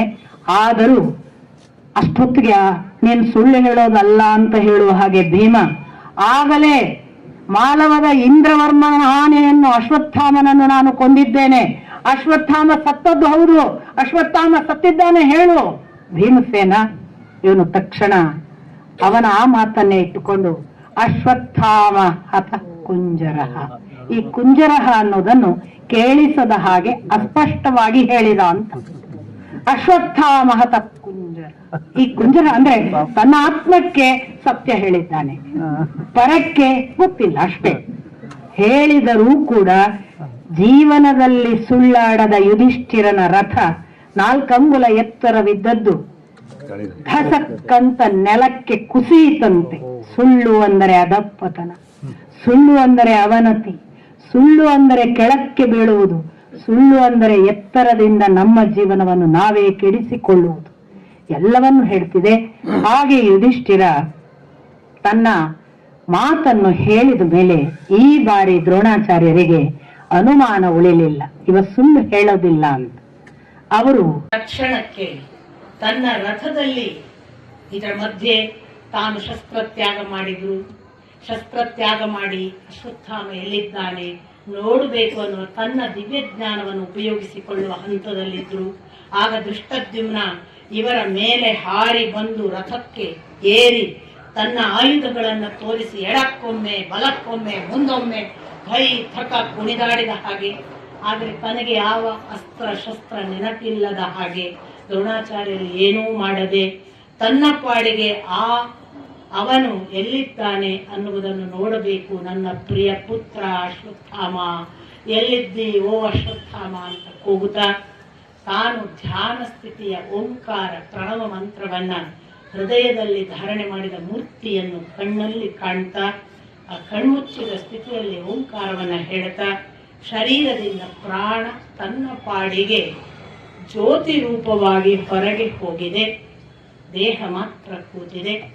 ಅಂಥ ಹೊತ್ತಿನಲ್ಲಿ ಅವನನ್ನ ದೃಷ್ಟದ್ಯುಮ್ನ ಶಿರವಾದ ಮುಡಿಯನ್ನ ಹಿಡಿದು ಖಡ್ಗದಿಂದ ಕತ್ತರಿಸುವಾಗ ಮಾವಧ ಕೊಲ್ಲಬೇಡ ಕೊಲ್ಲಬೇಡ ಅಂತ ಅರ್ಜುನ ಮತ್ತಿತರ ಕೆಲವರು ಕೂಗಿಕೊಳ್ತಾರೆ.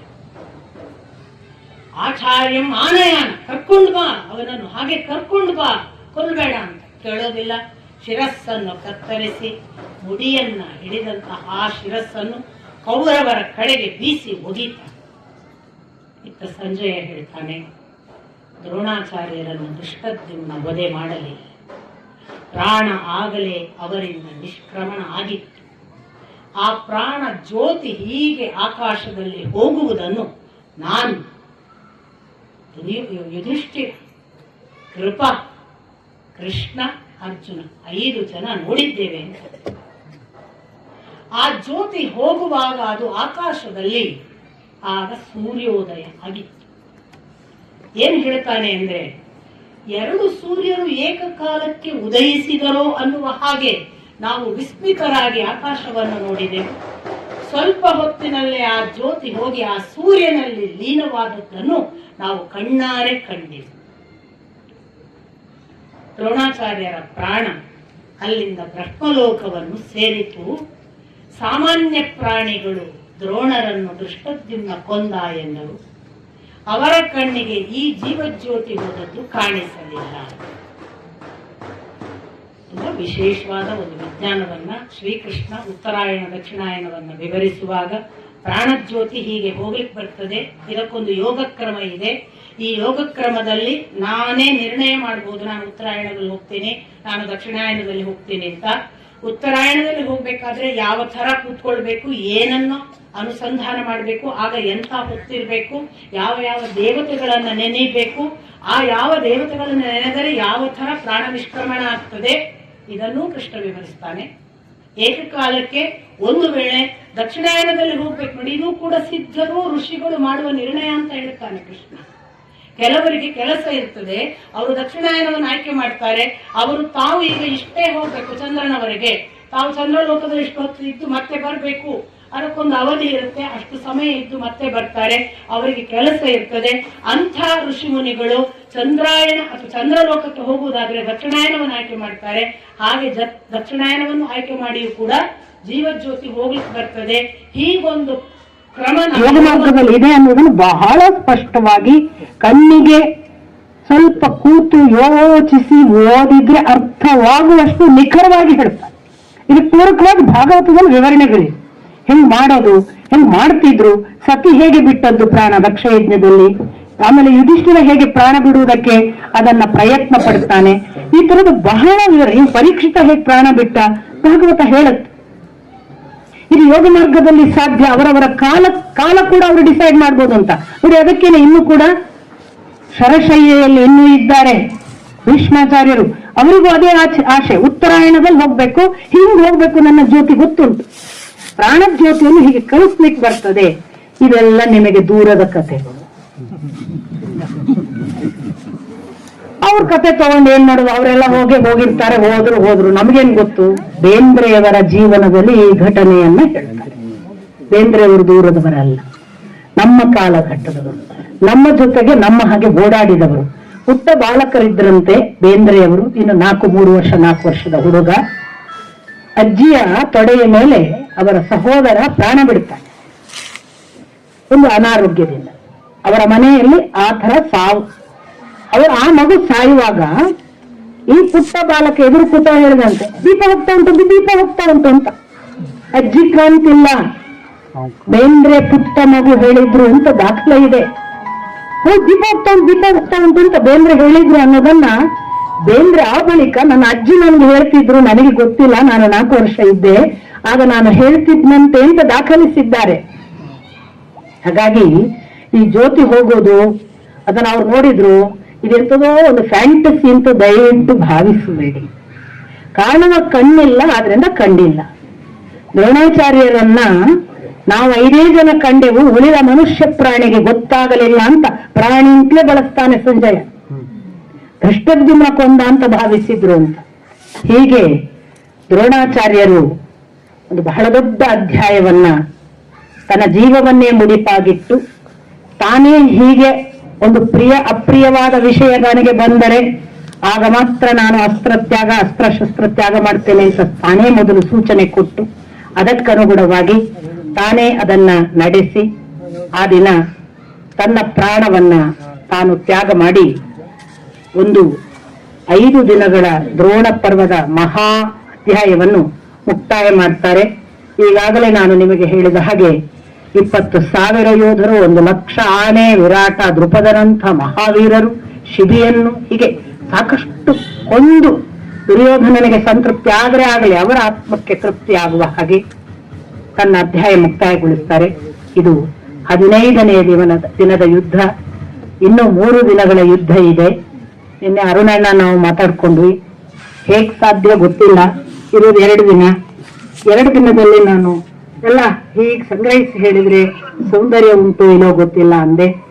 ಏನು ತೊಂದ್ರೆ ಇಲ್ಲ, 18ನೇ ದಿನ ಯುದ್ಧ ಆಗ್ಲಿಲ್ಲ ಅಂತ ಇರೋಣ, ಮುಂದಿನ ಸಾರಿ ಮತ್ತೊಂದ್ ಸಾರಿ ಮಾತಾಡುವಾಗ ಹೇಳೋಣ ಅಂತ.